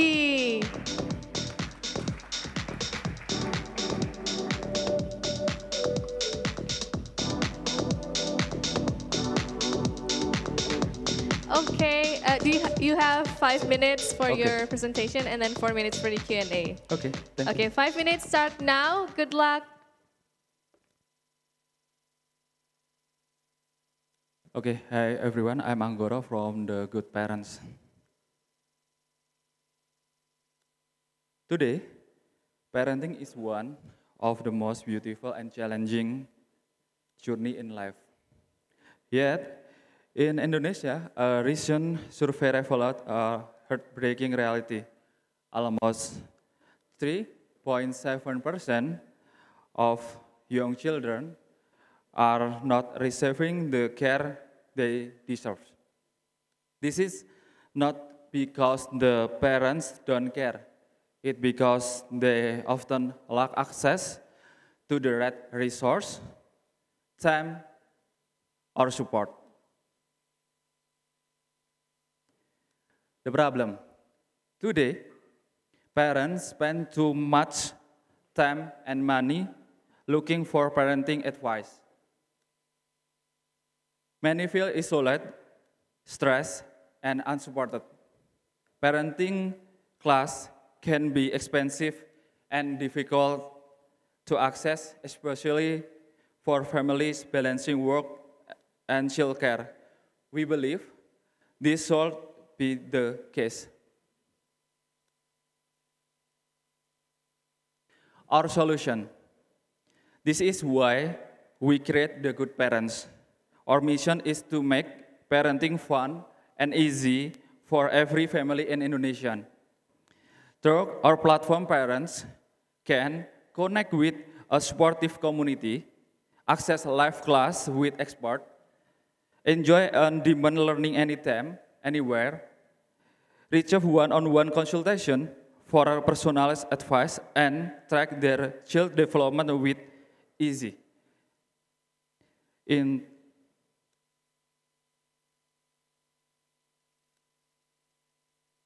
Our unique value and business model first, purchasing, transaction, event, ticketing, and second, advertising, banner ads, advertorial awareness activity, competitive landscape, our unique value. The Good Parents doesn't just educate, it builds community or blend of education. Community and e-commerce makes us stand out the market. Parents doesn't just learn, they find belonging and empowerment.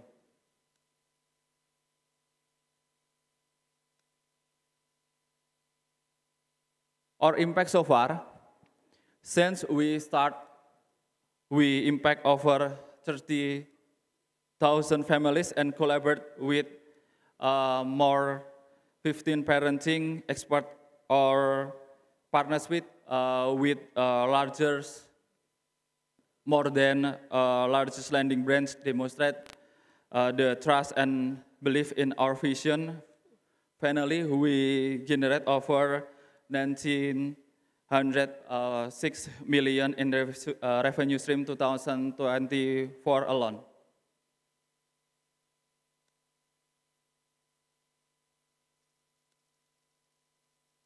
Future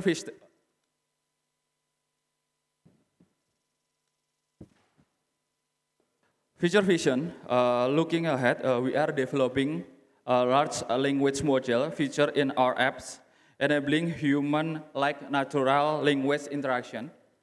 We also integrate an affiliate program to empower users to become ambassador and our mission. The future is bright for the Good Parents, and we invite you to be part of the journey. When we support parents, we create family and happy families with a better world. Join us in making parenting fun and easy for all families in Indonesia.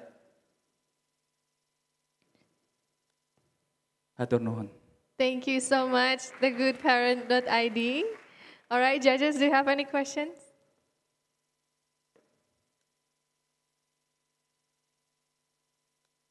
Anyone? Please. Hi, thank you for the presentation. Maybe I just have one quick question. So you have several revenue streams, right? Purchasing, advertising, and consultation, if I'm mistaken. Just wondering how's your revenue composition looks like for now, like for each streams? Komposisi revenue dari purchasing, dari advertising. Okay, 90% revenue stream in the Good Parent is ticketing subscription event. The 100K per event. Yes, average 100. Okay. Do you also have like community partners for your go-to-market strategy? No, I don't community partner. We create as digital marketing also. Okay, thank you. Thank you, thank you. Thank you. Any other questions? Judges, please. Pak Irwan. I'm curious about cooperation between you and the expert. Okay. What kind of offering for the expert?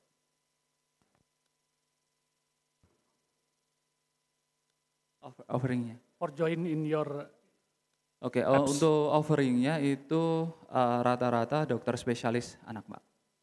Yang Anda tawarkan apa ke mereka Iya, sehingga mereka betul. mau Oke, kita bagi hasil dengan apa dokter spesialis anak, seperti itu. bagi hasil ya? Iya. Okay, thank you, Pak Irwan. We still have 3 minutes for the Q&A session. Maybe the judges that are joining us online today, do you have any questions?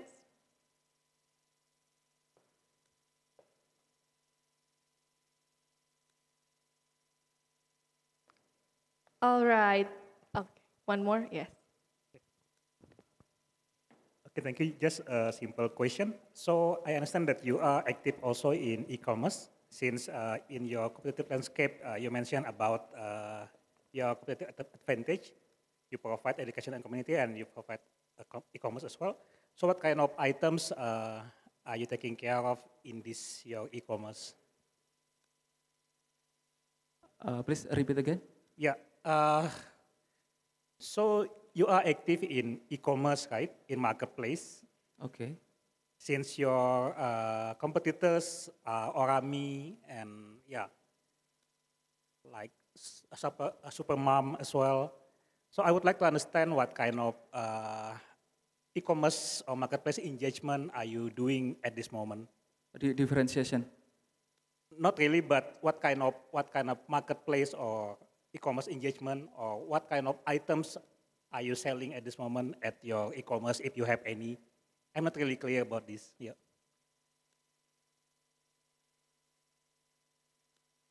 No, I don't selling in e-commerce. Okay, yeah, thank you. Okay, thank you. Okay, thank you so much, thegoodparent.id, for your presentation. Let's give applause for thegoodparents.id. Thank you. Everyone. Thank you. Thank you, Mas. Thank you. You can leave the stage. Okay. Wonderful try. We love it. And after this, we will have Did Reveal. Am I pronouncing it right? Please come back to the stage. Okay. Please give applause to Did Reveal. For your information, I have never took any French class aside from you, we, or anything about that. So please correct my pronunciation. Am I spelling it right? Did Reveal. Did reveal. Did? Reveal. Okay, 5 minutes after you speak. Good luck. Good afternoon, everyone. My name is Prita. I'm the CEO and founder of Did Reveal. But before I begin, I would like to invite all of you to imagine something with me. Let's say we're on the 16th floor in tall building. What can we see from here? I think we can see the beautiful scenery of Bandung and also the beautiful of ITB campus. But there's some place, if we stood on a 16th floor building, the only way that we can see is only the mountain of trust. Maybe you know where it is? And it's on Bantar Gebang. The fact that Bantar Gebang waste is high, the build-up high, is because the surge in plastic waste imports exceeds the current processing capacity in Indonesia. And that makes the plastic problems in Indonesia is into the location that it should belong. Like we can see it on the road, on the river, and the ocean, and beyond. And before this data merge in 2018, we actually already experienced it in our lapak sampah. In 2015, our co-founder Dema started Lapak Durable, and the main goal is actually not to solve the environmental issues, but the first one is only to helping the waste collector in the Cirende in South Tangerang. But over the year, we see that the business is not only the money, we can see the big impact for the sustainable things from there. And as the years go, the business is not only the money, the team expand, the revenue and gross profit is increased, and also we can run a place, and there's the peaking in 2019, but when the pandemic occurs, we have dropped the demand. And we see in 2023, the imports of waste is high, and makes me and Dema things like, what if no one wants this waste anymore? So that's why in 2023, Did Reveal's journeys begin. And operating in 2024, with the abundant supply of plastic bottle caps in lapak, we have access to get affordable material that we can produce it into end products. And why end products? Is because I believe that a sustainable business has to have a business sustainable. Let's see the breakdown here. From 1 kilogram plastic bottle caps, the revenue is only 2,000 rupiah. But if we shredded it, it becomes 6 to 7,000 rupiah. And if I turn it into end products, it becomes 85,000 rupiah. Because the adding value, we can make the impact for environment, and also I'm ensuring the profitability for the business. Okay. This is the overview of business model. We collect the waste from household and waste scrap trader and collect it in lapak, recycled by the travel to B2B, B2B2C, and to B2C. By turning waste into wonder from bottle caps, we recycle it into plastic panels, and we turn it again into end products, such as furniture and home products, and also merchandise. This is the products that we sell.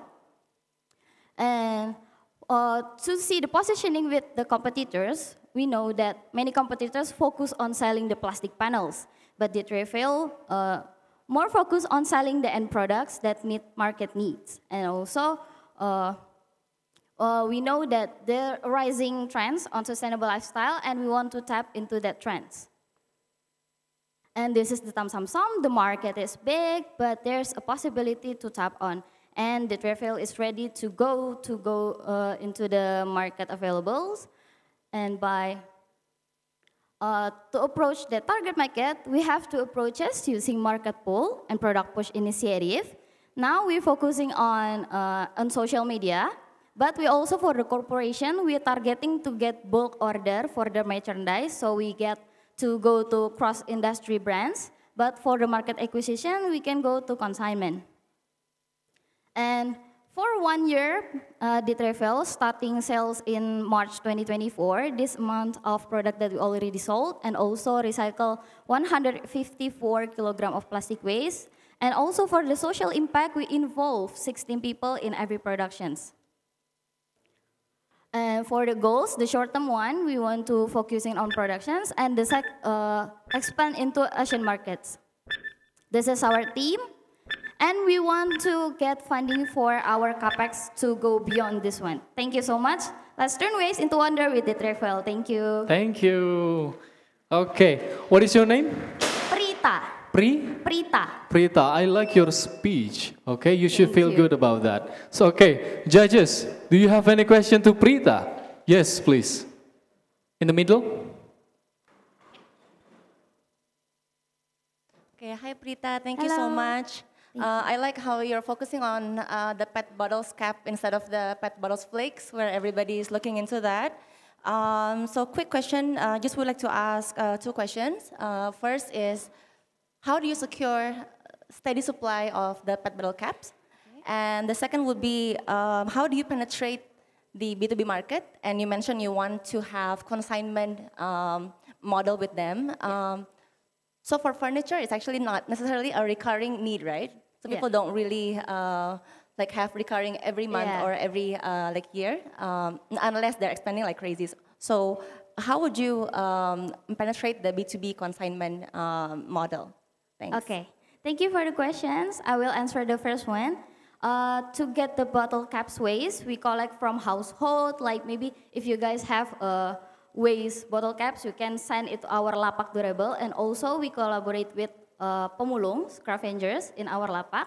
There's 10 scavengers there that every day they collect waste. Is actually, the waste they collect is not only bottle caps. There's also steel, paper, like that, but we focus to take bottle caps as our raw materials. And for the amount, I think it's, for now, it's still fit to our needs for productions. And that's how we collect the waste. And for the second questions about the consignment, yes, we know that maybe furniture is not like a repeat order from our customer. That's why we want to broaden our product range, like home decor product. We have lamp, a reading lamp, and also merchandise, accessories. We have like coasters, pencil holders, and now we try to make like keychains from recycled plastic because we want to tap into like a store that we can consign there. And I think this small product is suitable to consign to other stores, and also with that focus of small product, we can like more tap into the markets and fit into sustainable lifestyle because like we know now people like to use sustainable things, but start from small ones, so we go into there. So for the market, we, with the help of consignment store, yeah, that's how we approach them. Thank you. Thank you. Wonderful. Any other question, please? Yes, on the gentleman on the very far left. Hello. Hello. Actually, I'm a good friend of Afan, your co-founder. Yeah? Okay, yeah. And the question is, actually I have two questions. How big is your production capacity now? And how you will scale it? And do your product could be recycled again? I know it's recycled product, but yeah, can your product be recycled again? Sorry, maybe I will answer it one by one because. Okay. Okay, the first one about the capacity of productions. Yes, and yeah, how you it's will actually scale it. still small because right now we are in the stage to seeking for a customer also. Like the demand for our products is actually start like maybe three furnitures in like two months. So the productions is still capable for us. And also for the raw materials, we can still get them easily. And for the second question, sorry? Do your product recyclable again? Oh, yes, our product is recycled because yeah, from plastic bottle caps into end products. And also we try our best to like circular our waste from productions to make into the small one. Yeah, like one big panel for one table, but the remaining space we can make it into like keychains. So I think yeah, we do recycle the circular productions. And the third one, sorry? No. Oh, okay. Thank you. Thank you so much. Okay. Any other question? Oh, no, I'm sorry. 30 seconds, not gonna fit. Any closing remarks? Okay. I hope that Ditrefill can start small and collaborate with venture capitals or also with other business. Like we're trying to best to save our world by turning waste into wonder with Ditrefill. Thank you so much for your time. Thank you so much, Ditrefill, for your presentation. All right, up next. Thank you. Thank you. Up next, here we have Kulti Nation. Please join us to the stage. All right, everyone, let's give applause for Kulti Nation. All right. Hello, good afternoon, everyone. Hello. You have 5 minutes for your presentation and 4 minutes for Q&A. Okay, good afternoon, everyone. My name is Ruli. I'm co-founder and CEO of Kulti Nation. We have a mission to enhance the efficiency and nutrition of decentralized aquaculture. How do we do? Let me explain the story. As you know, the Indonesia government has a program, free nutritious meal or program makan bergizi gratis on Bagi that has a budgeting 71 trillion rupiah in next year.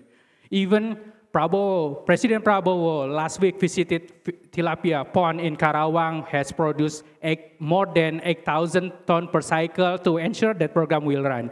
Unfortunately, this is not enough. This is not enough even to fulfill the daily adequacy rate, because there is no more how to cover the shortage. From marine, we have a problem with the overfishing and climate change. From inland, maybe. However, there are still issues to expensive feed and lack of skill management. We provide solution by integrating biofloc technology, combination of feed and interactive cultivation to refer virtual experience. The solution has benefit to applicable in small area with high density. If related with the MBG program, is the targeting school children, it can applicable in backyard school. It can reduce distribution cost, it's more efficiency. And also, we have experience in increased survival rate, feed optimization, improving the meat quality, and limited water exchange. We have 3 products, Kulti Pro, Kulti Run in upstream, and Kulti Take in downstream. Here's the market size. For production in tilapia, market size until 2023 reached 2.3 billion US dollar and will reach 3 billion US dollar in 2023.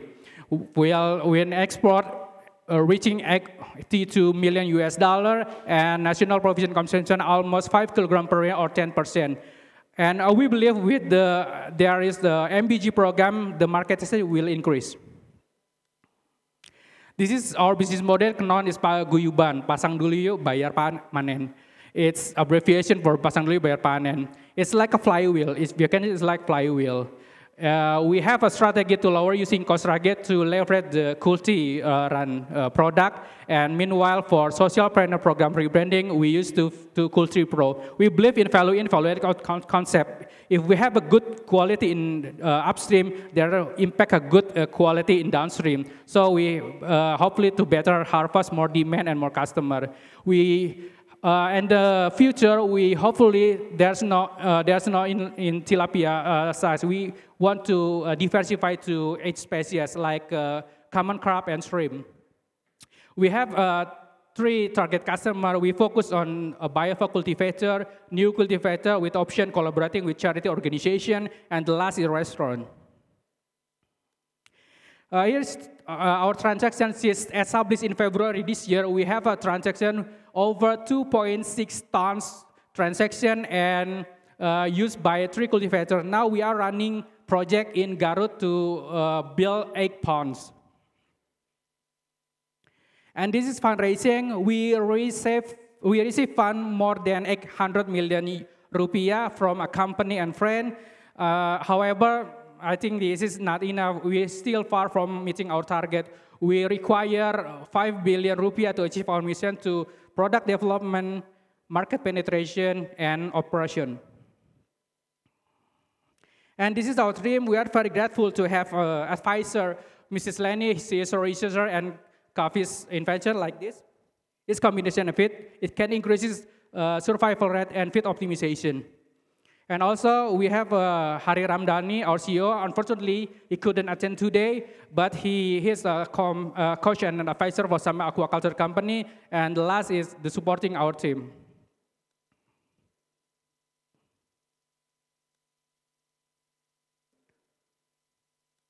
Can I next slide?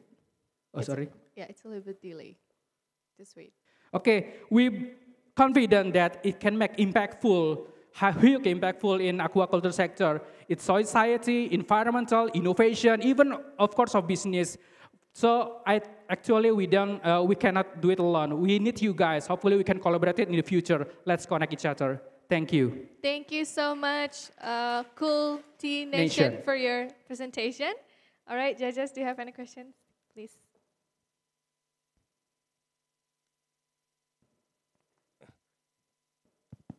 Yeah, thank you. I think in your slide you mentioned about collaboration with social organization or philanthropy. How exactly is it? Sorry? But your collaboration with social organization or philanthropy, I think it is mentioned in your slide. Yeah. What exactly you do? Okay, thank you for your question. Yeah, we have a plan to reach like a charity organization like Bank Muamalat, something like that for corporate social responsibility. We consist to make leverage to Kulti Pro program. So actually for new cultivator, like for target market like a school or charity organization, we need to rebranding with the social entrepreneur program, something like that. Any follow-up question? All good? Thank you. Okay. Next questions, judges? Pak Irwan? Yes, thank you. I just curious, does your product compete with e-fishery product? It's different segment, I think. Yeah, because we focus on biofloc cultivators. It's on like a sustainable aquaculture. We don't play in conventional pond or conventional cultivator. We focus on biofloc cultivator. And the product, we develop about this is a combination of it, like supplement of it. And then we focus on the development on virtual experience. Like in my generation, if you like play Tamagotchi, it's like something like that. Virtual experience, you can develop the fish in like Tamagotchi, something like that. Okay, thank you. Thank you, Pak Irwan, for your questions. All right.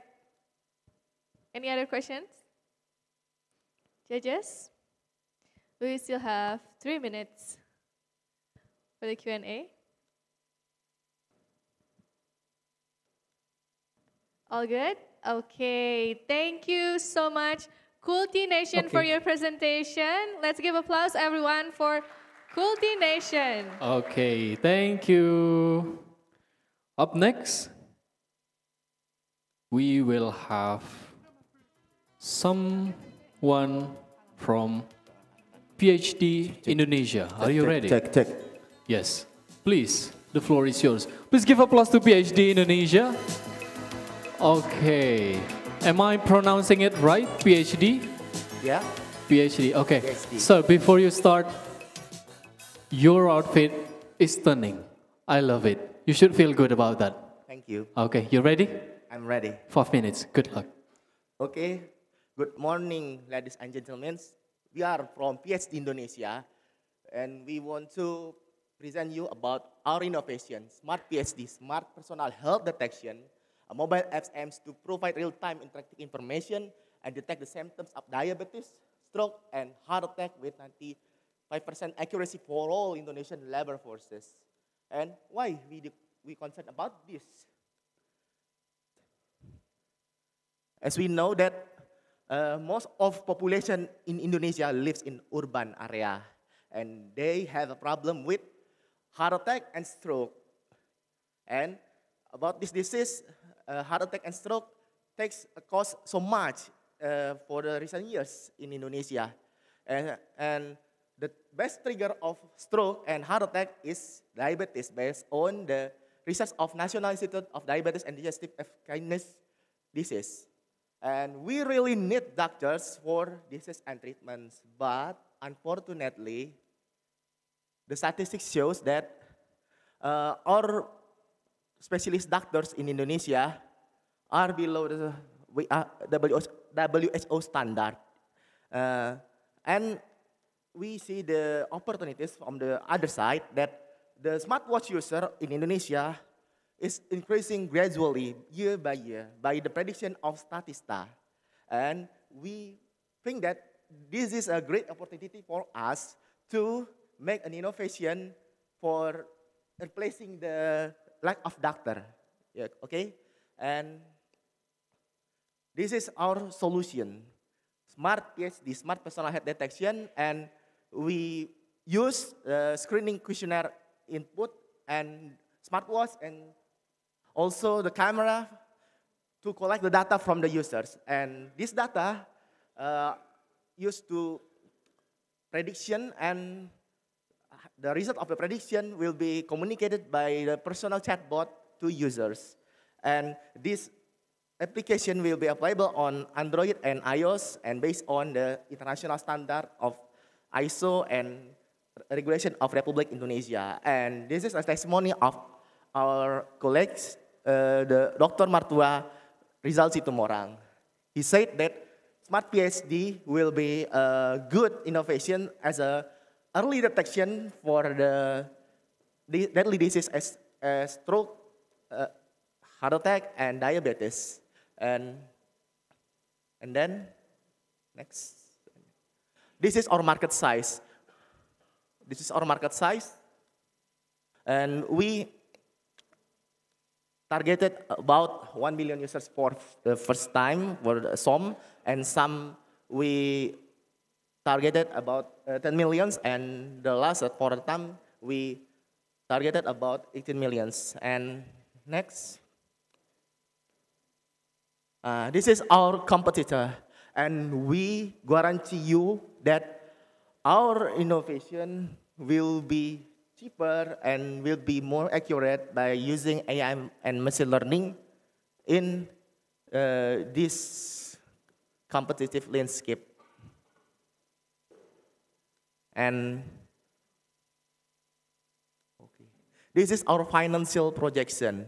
We optimize that we can achieve this target year by year.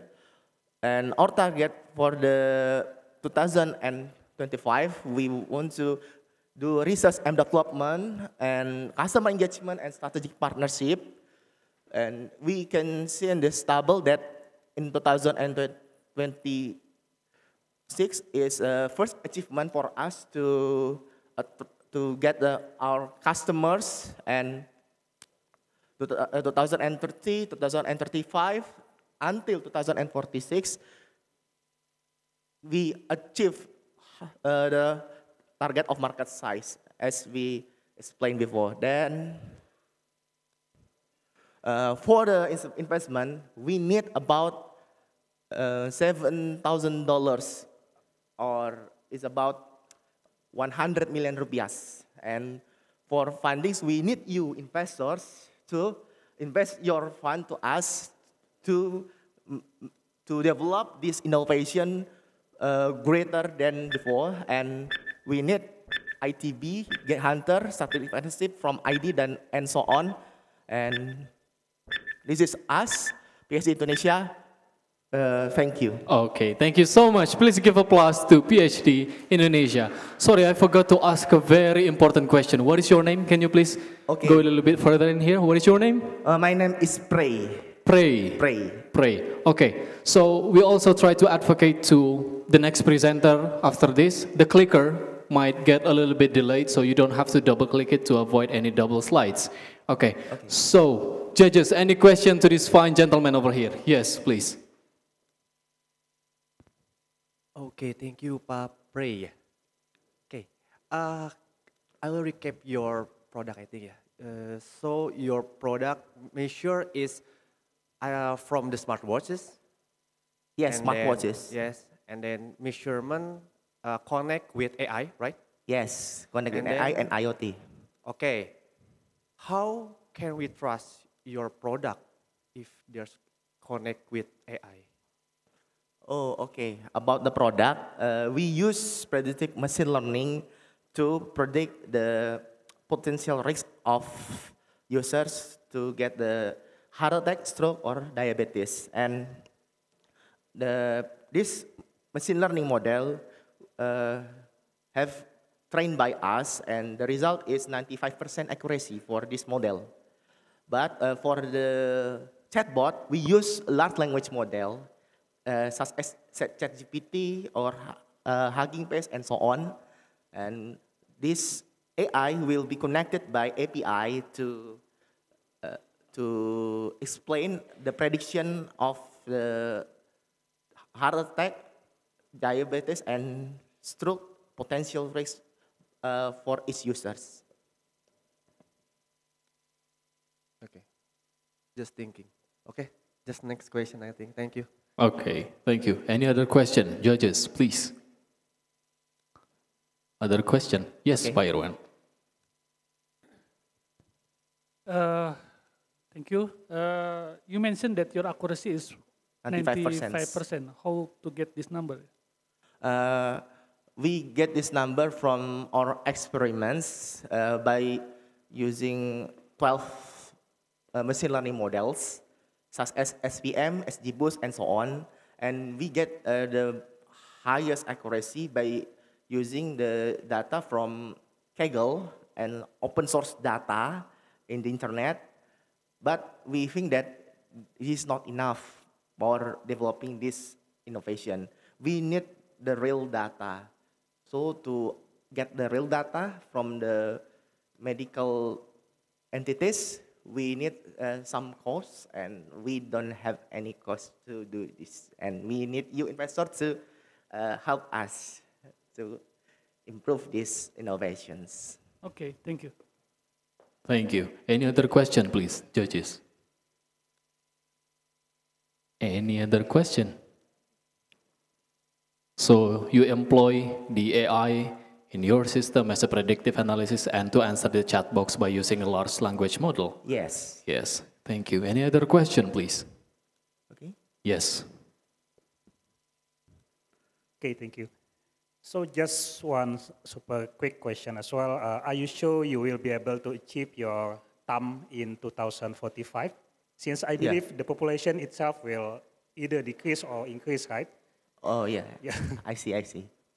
About the TAM, we don't have any data to prediction of the population in urban area until 2045. We don't get that data. Then we assume that the number is enough for this condition now.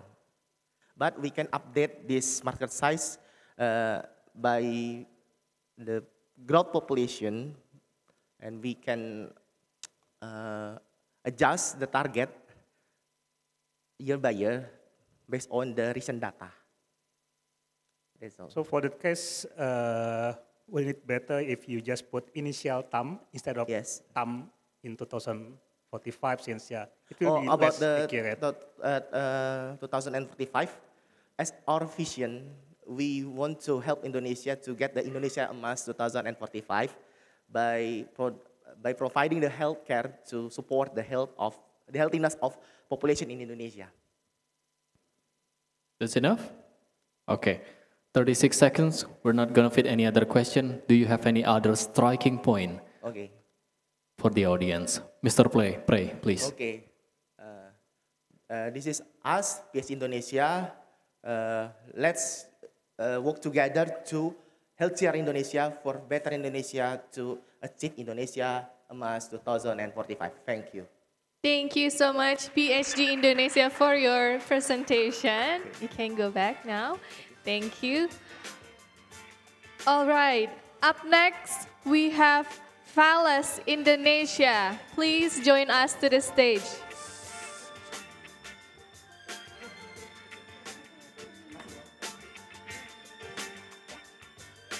All right, ladies and gentlemen, please welcome Falas Indonesia.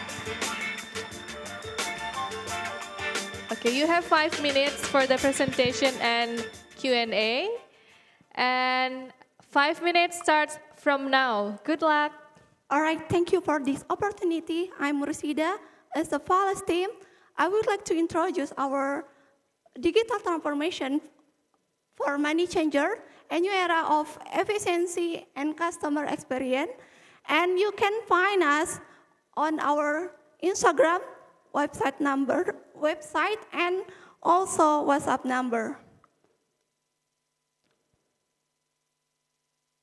So this is our problem that we find in this world. For the first is about robust competition prevailing in the money-changing market present as a substantial challenge. And the second is about the mandatory requirement to prepare and file transaction reports with regulatory authorities, include Bank Indonesia and PPATK. And the last is about difficult in adapting to utilizing information technology. So what is the solution about this problem?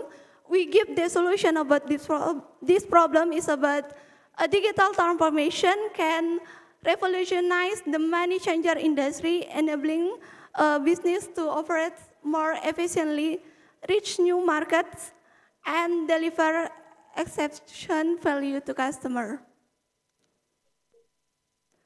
So this is addressable market. The foreign exchange service market in explore to reach 9,724.05 billion in 2028.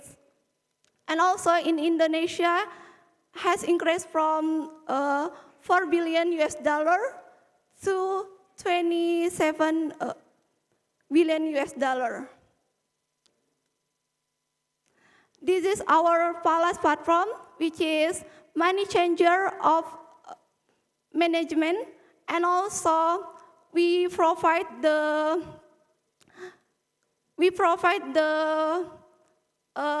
market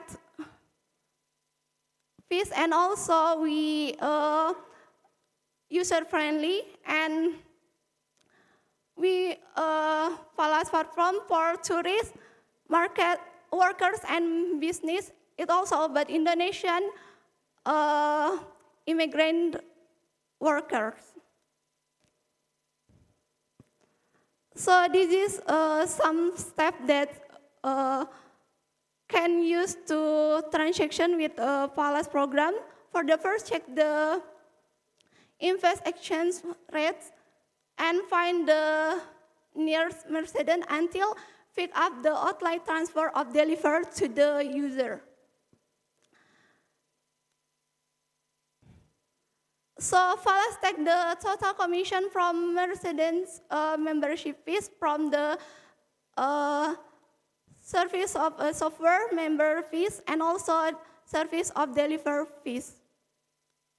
This is our Falas features. So we still develop our Falas, our feature, because we wanna give better feature for our customer. And what are the advantages of our platform? For the first is about code-based applications, so customers don't need to worry about setting up a service and can access it everywhere at the affordable price. And also it's about we provide data management tool and generate refer to super regulatory fines with institution Link Bank Indonesia and PPAT key. And the last is about the interface is so user-friendly and almost affordable, less to use. This is our team, Bayu Setiawan as a founder and CEO, and also Hasran Basri as a CTO.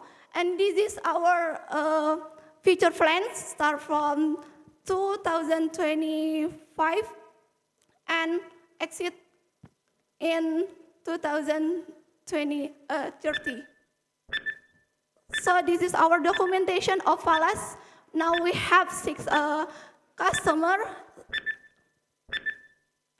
Thank you from me. Thank you so much, Falas, for your amazing presentation. All right, judges, do you have any questions?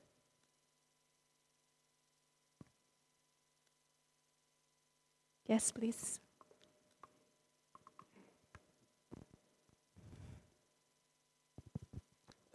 Yes, you mentioned about delivery service. Yeah. And this is delivery service of cash, of money. So how are you going to do it? Using Gojek or what?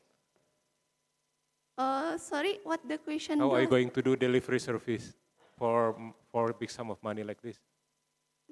Ini mau jasa antarnya mau pakai apa itu? Ini kan nganterin uang ya. We can get the money from the service of software and also deliver to membership. And when they transaction, we will get money from that. And we don't take money from customer, but when they have transaction with us. Yang nganterin siapa? Yang nganterin pakai motor biasa begitu. Ini kan uang besar loh, itu security-nya kan beda dengan GoFood. We have our team for do that. Okay. Thank you. Any follow-up questions? Next question, please, judges.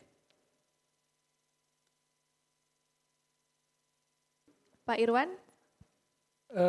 You already have 6 yes, clients. 6 customers. And then how to increase that number?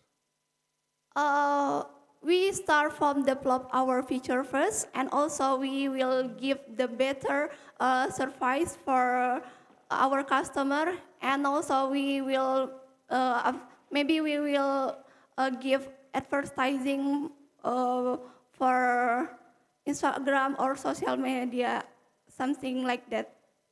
Is there any suggestion or testimony from your six client about your product? Have done. We have research before we start our platform. We start our platform first on September, but we do research about it. It has been 1 year, and we have the feedback of our customer, but customer said that they can accept our platform. Okay, thank you. Thank you, Pak Irwan, for the question. All right, we still have 2 minutes for the Q&A session. Okay, seberapa yakin Mbak dengan kebertahanan money changer ini? Soalnya kalau kita ke luar negeri kan kita cenderung kita cashless ya. Malah kita kadang ngambil uang currency lokal itu di ATM lokal di negara itu gitu. Jadi saya agak khawatir dengan keberlangsungan money changer itu sebagai bisnis itu. Seberapa yakin tim Mbak Devalas bisa melihat masa depan dari money changer itu?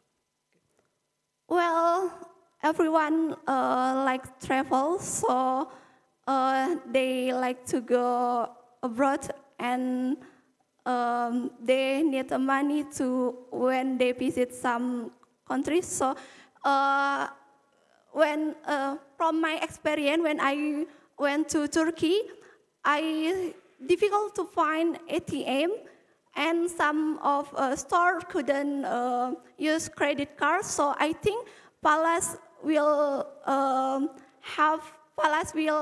have the benefit in the future, and also we can provide the customer, and our platform will increase in the future.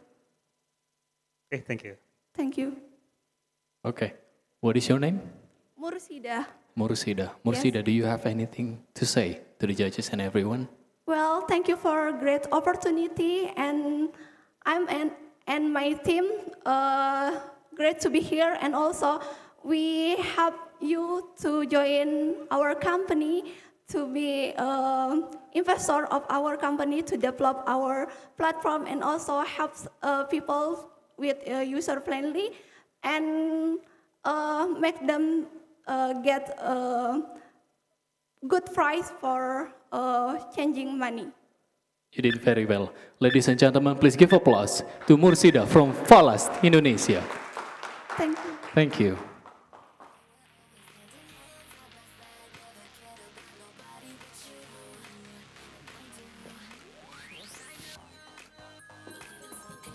Okay, for the next, we will have Schooling with us. You ready? Schooling, the floor is yours.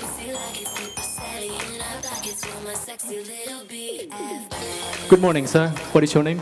Yuda. My name is Yuda. Yuda. Oh, you often go to the gym? Not really. You seem very fit. Make sure you deliver it well. All okay? right, thank you so much. 5 minutes after you speak. Thank you. All right, good morning, everyone. Once again, good morning. I believe it's been a long day for all of us. My name is Yuda. I'm the CEO and co-founder of Schooling, an edtech where learning meets play. Education is the only structural way to change people's life. That's the quote that my father gave to me when I was in junior high school. And me, myself, is the witness of this quote. Coming from a small city in North Sumatra, I had the chance to continue my education to Universitas Pajajaran, and then it leads me to my career in mining. I work in one of the biggest mining company in Indonesia, and then later, it leads me to continue my education in the world-class university in United States. And I want everyone have the same chance that like I did with changing life with education. That's why I took the decision to leave my mining career and do the gamble in startup world. When we talk about education, we have several problems that we need to solve. First is the desire to learn. It's really low. It's shown in our PISA study that we still in the lower percentile out of 80 countries. It's 77, 74. And also a lot of edtech currently in Indonesia, but it's not accessible to a poor student. That's because we see most of the application is 100 megabyte size. And another thing is, it used to be true that edtech is competing with another edtech. But right now, the game is different. The edtech is competing with social media. Even Indonesia is #1 user of TikTok and also online game. That's why we need to create education technology application to be attractive for the youngsters. All right, our solution is to create learning fun, engaging, and also accessible to all. Currently, our size application is 42 megabytes, accessible through Google Play, Apple Store, and also by website for lighter access. And the question is, how do we make learning fun? We have several methods like mode in our application, so the users can choose. They want to beat the time or use the relax mode. And the second thing is dynamic rating and ranking. So currently our users already use the terms push rank when they use schooling. They want to appear in the top 50 in our applications. And the most important thing that we launch in this month, exactly next week, is schooling battle. None of applications in Indonesia currently do this, so they can compete with other people in solving puzzles. So why gamification? The research already shown that it increased user engagement and also increased the students' performance. And within 3 years, currently we're serving the high school students that prepare for university exam, and we will expand the next years to junior high school and elementary school. And the business model itself is subscription-based with monthly price is 40,000 rupiahs, and also we have B2B partnership as well.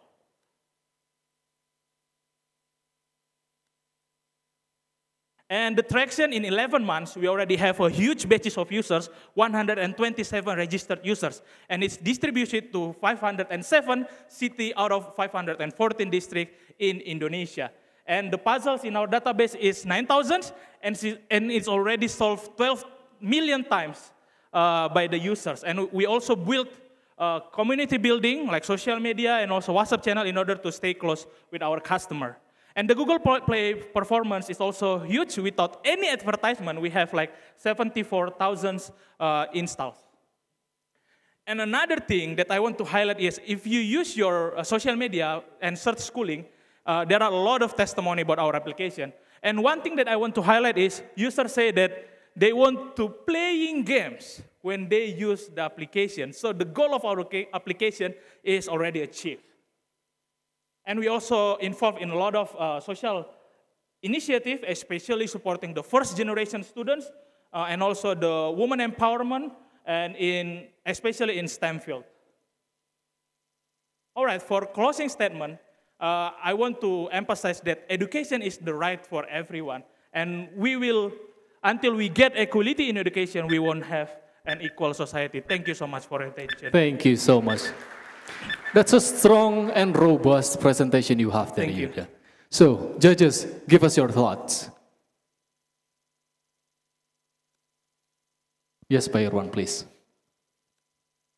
I just want to ask short question. Who is the main market of your product? Thank you.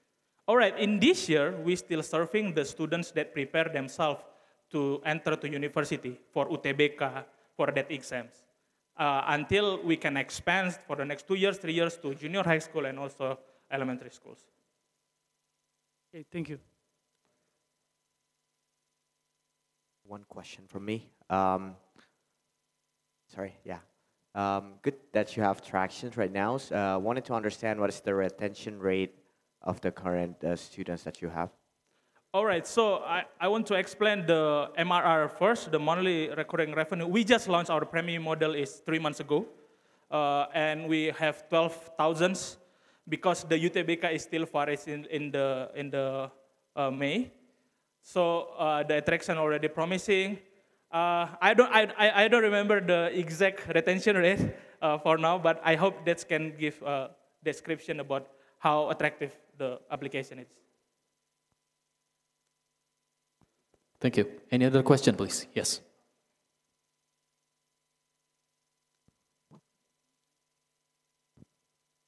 Okay, thank you. That's a good traction. Anyway, so just wondering about the demographic of your user. Is it most of them is from Indonesia, or you have another user is from outside? All right, thank you. Currently, we help students from Indonesia, Only. but the opportunity is big Yes. because, for example, Vietnam, China, Thailand has the same university preparation exam, and it's very scalable. We can penetrate those markets, but right now it's still in from Indonesia. I see. So how big your new active users per day? Okay, so currently the comparison between daily active users per monthly active users is around 9% to 11%, if I'm not mistaken. The average daily users is 1,400, and also for the monthly users is around 14,000. Okay, thank you. Thank you.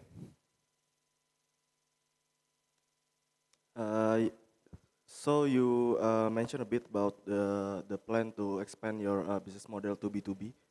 Can you please elaborate more on your plan? All right, so right now many schools feel the need to prepare the students to enter to university. And we have in our platform like tryout that we can sell to the schools in order so the students can use it, because the calculation in order to calculate the points for university exam is using IRT. It's a technology that not a lot of people can do it. So that's the potential that we see to give B2B partnership with the schools. So the tryout, we already done that to one schools in Pekanbaru. As so far, they already subscribed for 5 times tryout with schooling. Okay, so you provide the tryout materials then? Yes. Okay, understood. Thank you. Thank you. Cool. Ooh, 5 questions, please. Okay, thank you. So EduTech that provides the gamification is so very hard, I think. But mostly the module is relevant or not for school in Indonesia, I think. But the model in your product, it's big enough or not? Okay, so for the curriculum, we follow the government that provide to us. But for the model itself, we apply like such as, it's a simple thing like rating and dynamic rating, also ranking for right now. And applying this simple gamification, we already get a lot of traction. And we believe near the futures, we can also develop interactive information, something like that, not like video, but interactive application, and we believe we can pursue that way. Okay, thank you. Thank you. 20 seconds. You don't even break a sweat there. All right. Okay. You don't feel me. Closing statement, Yuda, please. All right, education is one of the crucial sector that we need to focus on, especially if we care to the futures of Indonesia. Thank you. Thank you so much, Schooling, for your amazing presentation. Up next, here we have Aerofarm that joining us online today. All right, Aerofarm, are you here with us? Can you open your camera, please? And say hi to the audience.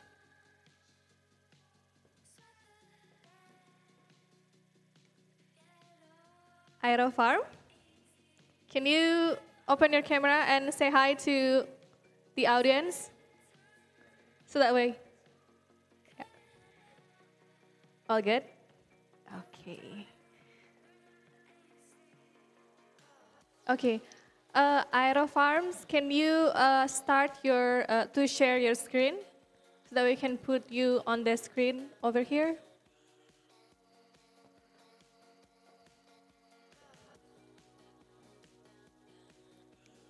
Yeah. And also, please turn on your cameras and mic.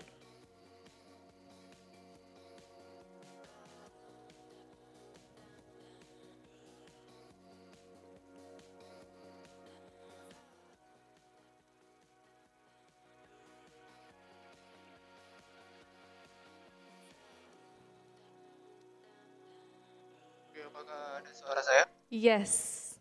All right, Aero Farm. You have 5 minutes for your presentation and 4 minutes for the Q&A session. Are you ready?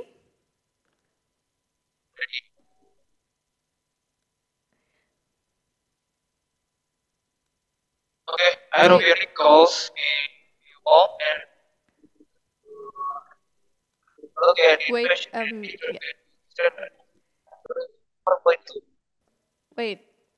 This officer si aerobionics kemana sih siap can help exercise valuation capital sector and ownership. Sorry, Aerofarm, can you start over again after I say start? Wait. We're still working on the screen. I'm sorry. Can you wait. Yeah. Can you start to share your screen again and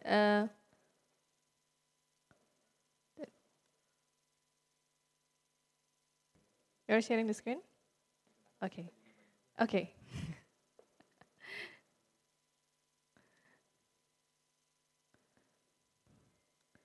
Okay, we're going to start the screen from here.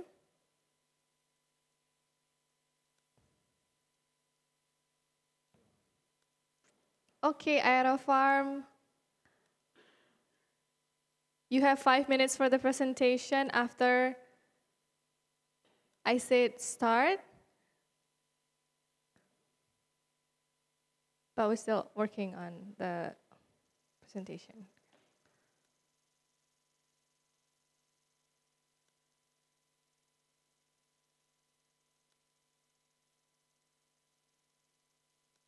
All right, Aerofarm, your 5 minutes starts from now. Good luck.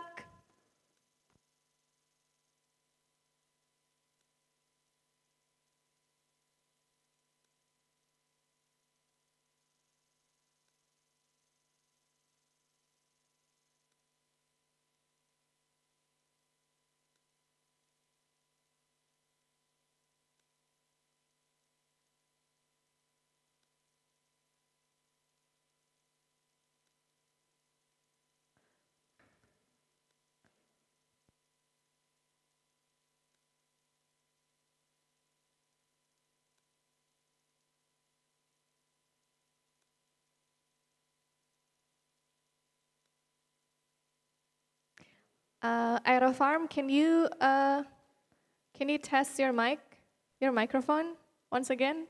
Because we can't hear you from here.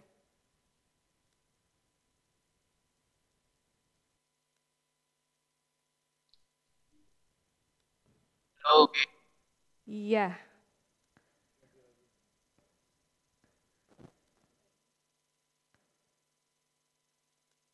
So,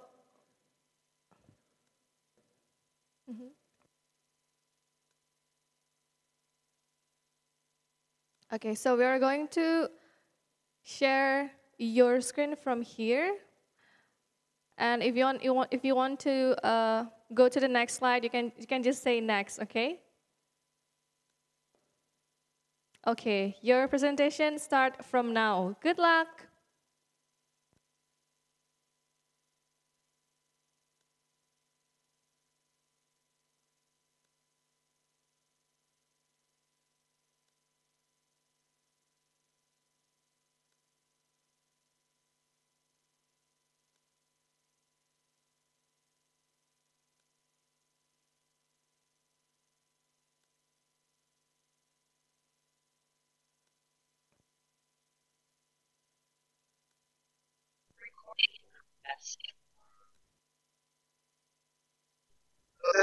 Tes.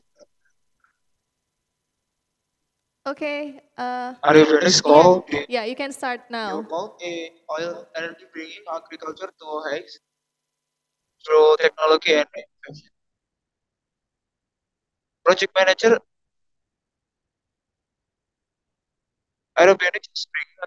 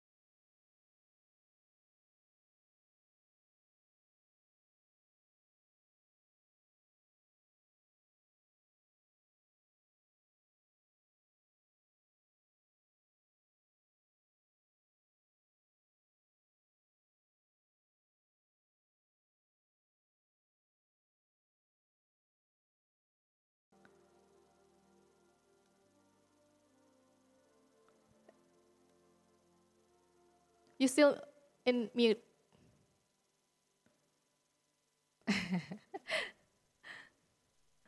Okay. You have 5 minutes for your presentation and then 4 minutes for the Q&A session. Okay, Oxford, your 5 minutes starts from now. Okay, good afternoon, everyone. So I'll start with F&B industry in Indonesia, which is growing rapidly with around 1.5 million F&B SMEs in 2022. One of the driving force behind this growth is the online food delivery service, which contribute over 50% of total F&B business revenue in 2022. But as exciting as this growth is, it also comes with significant challenge. Restaurant owners face difficulties managing multiple platforms simultaneously, which can lead to inefficiency, errors, and missed opportunities. So this is where Oxford comes in. As an integrated omnichannel solution, Oxford simplifies operation management, improves efficiency, and elevates the customer experience. My name is Prasetya, founder of Oxford, and today I'll show you how we're optimizing the F&B industry in Indonesia. So managing multiple platforms like Shopee Food, GrabFood, and GoFood is time-consuming and prone to human error. So with each restaurant, brands have their own device, their own apps, their own accounts. Performance monitoring can lead to lost revenue. Restaurant owners need a solution to streamline this process. So Oxford, responding to the challenge, provides a unified platform that integrates all major delivery platforms. Restaurant owners can manage orders, update menus, and monitoring performance seamlessly. It's simple, efficient, and tailored for the F&B industry. Oxford offers a complete suite of features like real-time operation monitoring, menu management, customer feedback tracking, and insightful reporting. It's everything a restaurant owner needs, all in one place. So making it leading solution of F&B business. And Oxford is already gaining traction. We have our eyes for brands with 150 outlets into our platforms. This strong market validation confirms the need for our solution. This is our market. The F&B industry in Indonesia presents an enormous opportunity. There are 1.5 million F&B SMEs, and 19% of them use more than one online food delivery. Even more significant, more than 50% of their turnover comes from these platforms. By targeting a 10% share of the serviceable obtainable market, Oxford aims to onboard 25,000 F&B SMEs. This is a substantial and achievable goal that will unlock tremendous growth for both our company and our clients. Upsud operates on a subscription-based model, charging just 600,000 rupiah annually per location per brand. For restaurant owners, this an affordable investment with high returns, of course. And for Upsud, it means scalable and sustainable. With our target of 25,000 SMEs, we're on track to achieve 19 billion rupiah in annual. So how do we plan to reach 25,000 SMEs? Our customer acquisition strategy is twofold. We're building relationship with community groups of restaurants, cafes, and hotels. And we will partnering with other SaaS providers for cross-selling opportunities. This strategy is allowing us to expand our reach efficiently, ensuring Upswood becomes the go-to solutions for F&B businesses across Asia. While competitors focus on POS and accounting solutions, Upswood is unique. We integrate multiple online platforms, daily addressing the inefficiency faced by restaurant owners so the owners can monitoring all their restaurant branches in one dashboard. And this is our team combines expertise in technology with proper track record, and we are well equipped to drive Upswood's success. Our vision is clear, and our roadmap is designed to bring it to life by the end of 2024. We'll complete phase 1, mid to late 2022, at 2025. Phase 2 will introduce a unified platform for managing multiple apps, and in the last phase, we'll integrate restaurant offline system. And this is to achieve our vision. We're seeking an investment of 10,000 USD. These funds will fuel our development, cover several costs, and support our marketing and operations.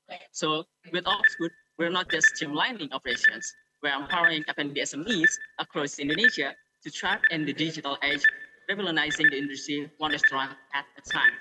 Upswood, F&B solution, F&B operations, make it simple. Thank you so much, Upswood, for your presentation. All right, judges, do you have any questions? Please.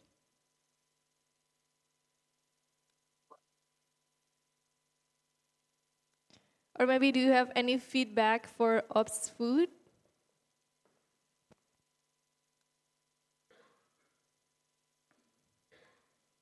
Pak Irwan?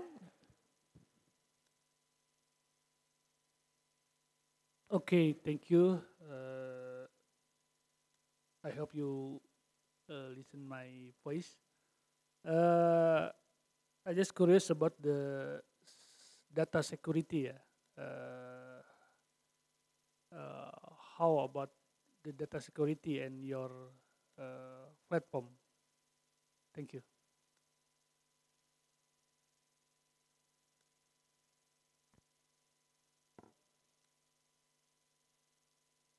Okay. Pak Irwan, maybe Do you hear? you can repeat the questions. Yeah. Okay. Mas, do you hear my voice, Mas? Can you hear? Yeah. Sorry, can you? Yes, I'm curious about the data security in your platform. Can you explain more detail about the data security at your platform?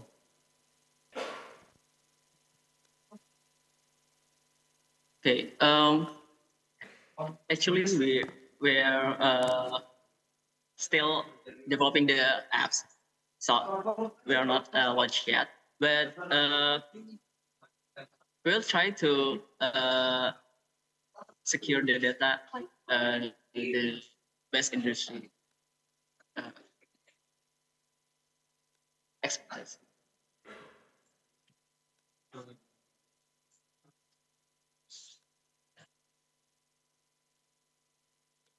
Okay.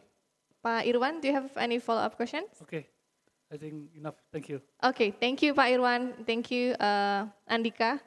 All right, next questions, judges.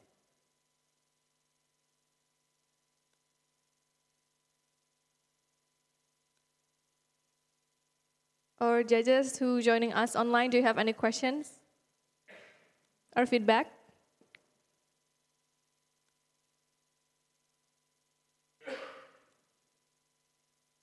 Okay, I think all good. Thank you so much, Ops Food, for your presentation. And for the next presenter, here we have Bio Microfarm. This is our last. This is going to be our last Yeah. presenter, and he's going to join us again through online from his comfort of his home, right?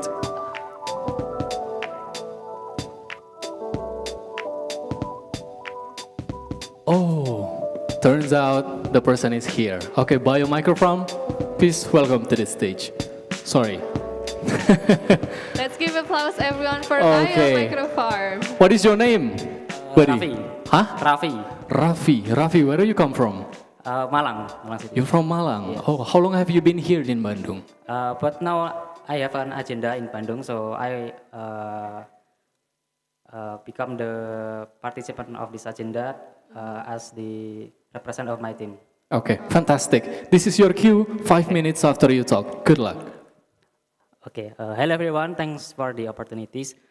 My name is Raffi, and I'm one of the team, one of the Bio Microfarm team, and I'm here excited to share about you, about our business, okay? So, we have problems that we see in our near environment. That the problem is the fruit and food waste in Indonesia. But in our environment, that's very near in our life, that we saw that the coconut water and coconut pulp waste is become the economic loss that really not good if we don't utilize it as a new economic value. And so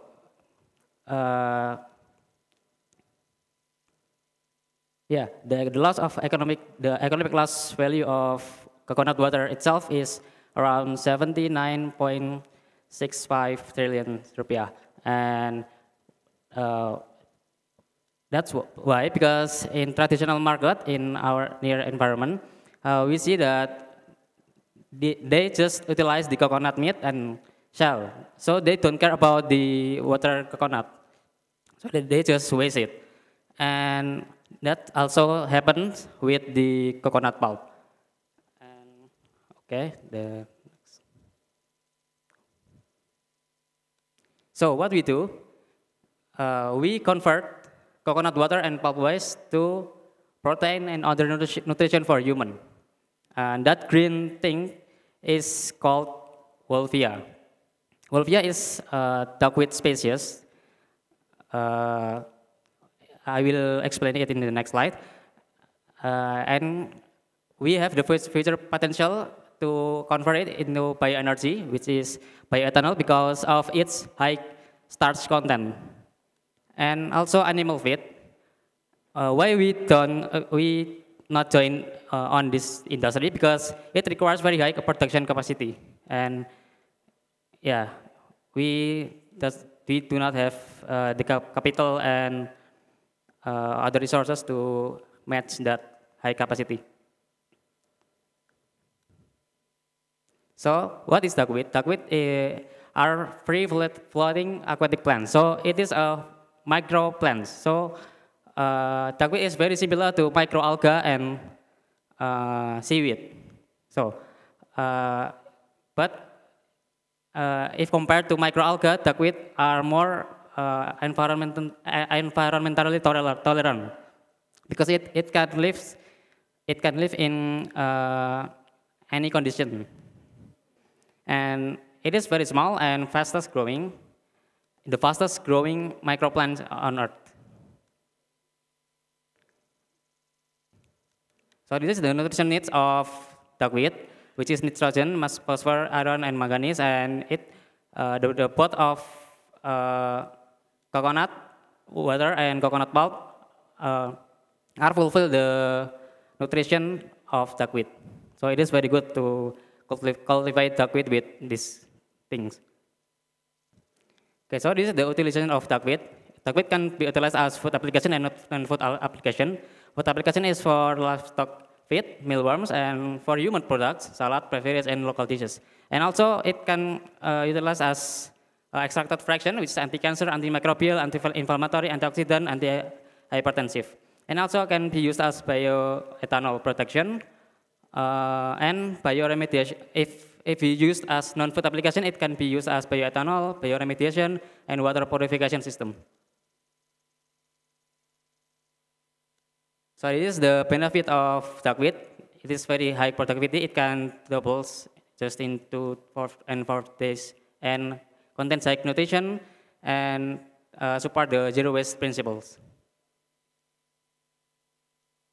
So the application is for human food and health, which is,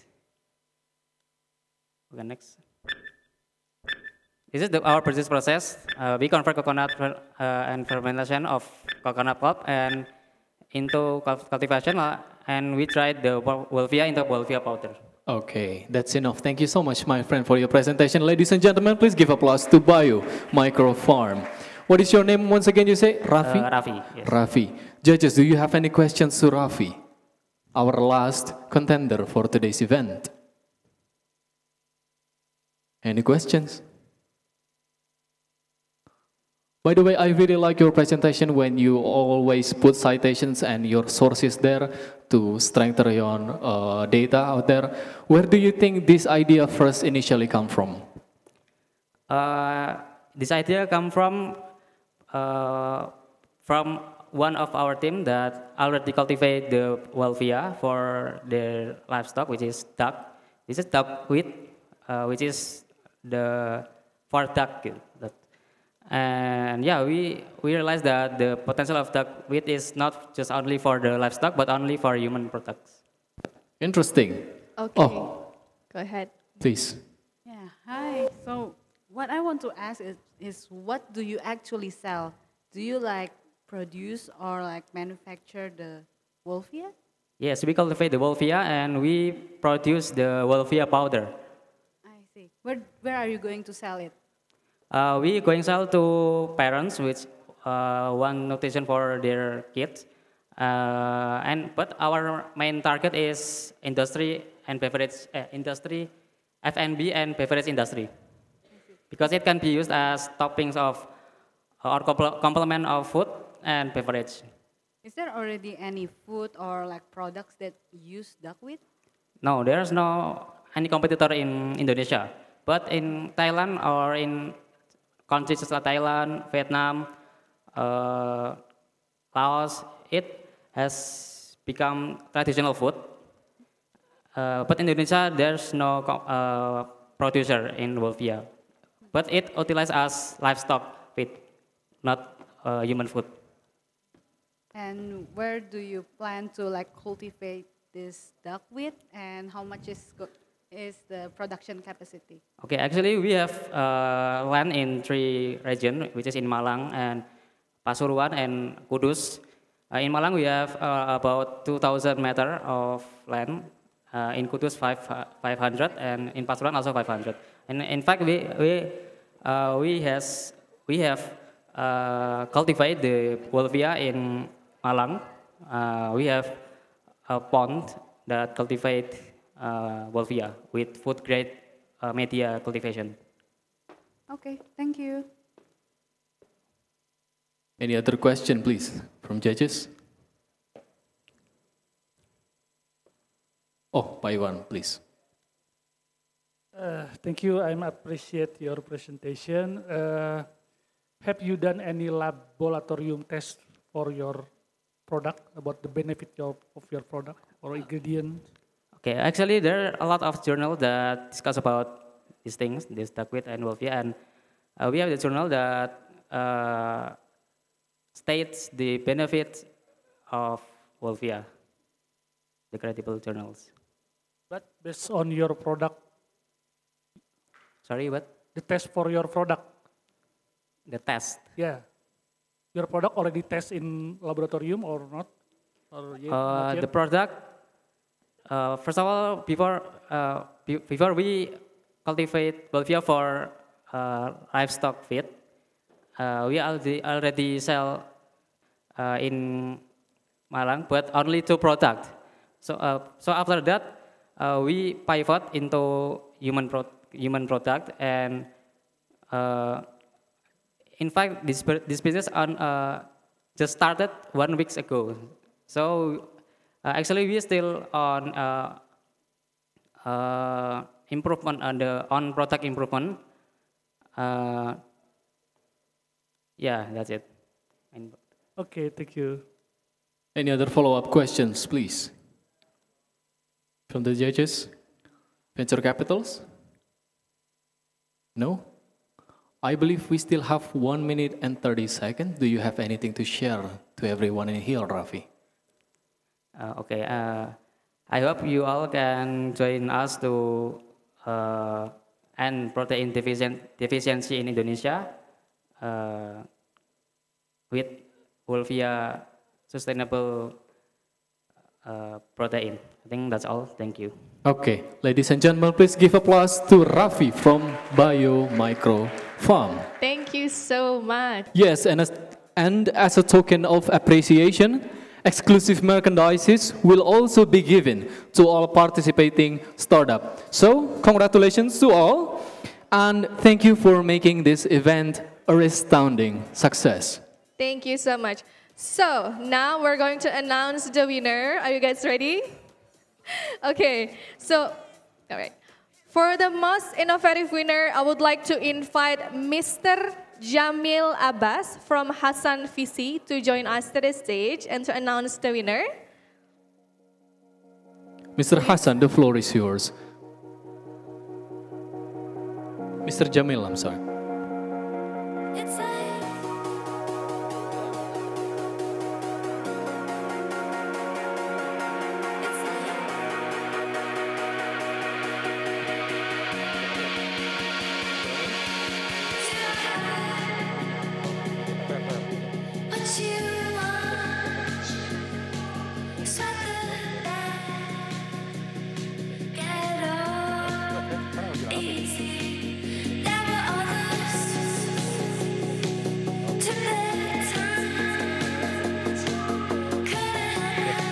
Baik, jadi yang saya kira bukan yang beruntung ya, tapi memang yang terbaik, yang hasil karya besarnya berhak mendapatkan penghargaan sebagai the most innovative winner adalah...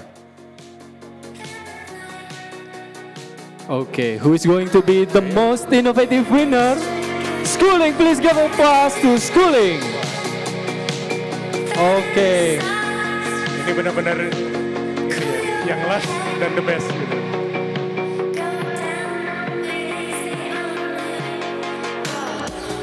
Once again, we say congratulations to Yuda from Schooling, and Yuda is now given the prize by Mr. Jamil Abbas from Hassan CV.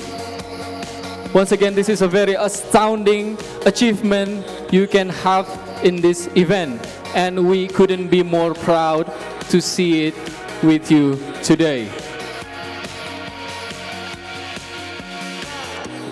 Okay, photographers.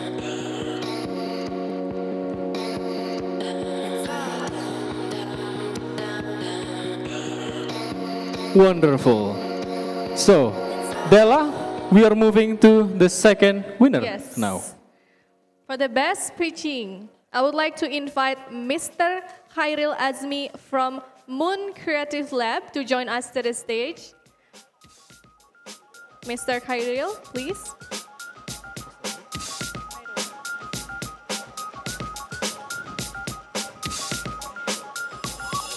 Mr. Khairil will be calling for the winner of the best speech. So, Mr. Khairil Azmi, the cue is on you. Who is going to be the best speech? I'm really sure. So let's see the result. Thank you. Okay, maybe ladies and gentlemen, we're going to count in 5, 4, 3, 2, 1. The best speech is that big reveal. Congratulations once again, Prita. Okay.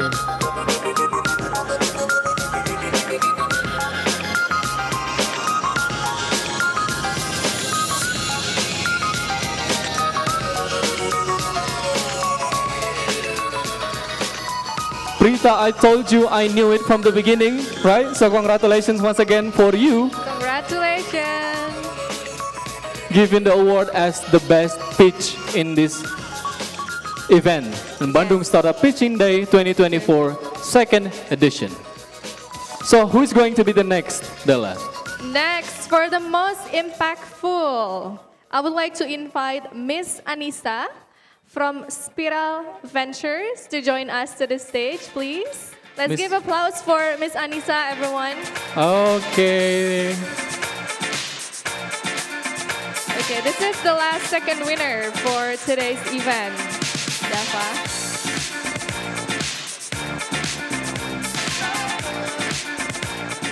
Miss Anissa, we would like you to help us count down who is going to be announced as the most impactful winner in this event. So the cue is on you. Okay, 3, 2, 1. Congratulations, Algatech Carbon Nusantara. Okay, congratulations, Algatech Carbon Nusantara.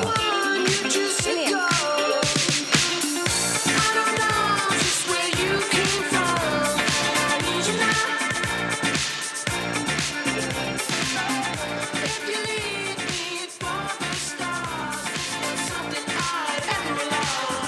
We're taking the picture. This is one of the most prestigious award that we can give in this program. So once again, congratulations for Algata Carbon Nusantara for achieving the most impactful startup in this event. Alright, congratulations. Okay, up next, we will have who, Della? Okay, up next, this is the last winner for today's event. For the most marketable, I would like to invite Mr. Kentaro Machi from Area to join us to the stage.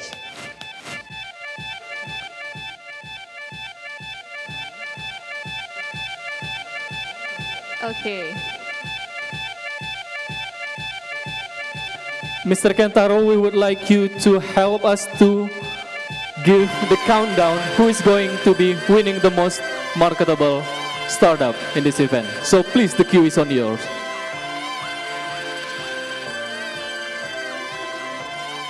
3, 2, 1. Congratulations to Churaweda. Okay. Churaweda, please help to join us onto the stage.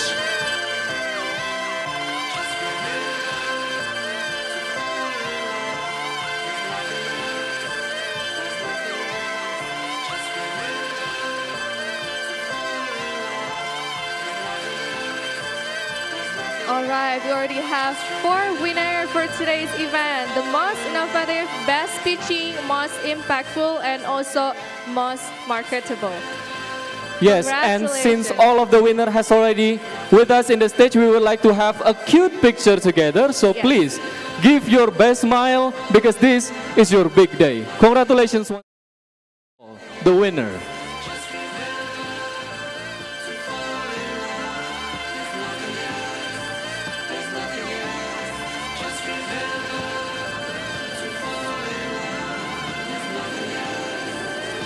Everybody look at the camera. 3, 2, 1, picture.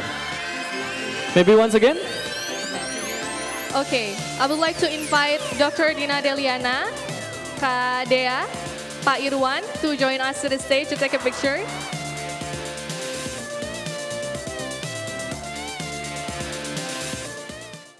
Ladies and gentlemen, this is the very end of our session. On behalf of everyone involved in organizing this event, we extend our gratitude to the venture capitals, incubator, accelerator, and angel investor for your support.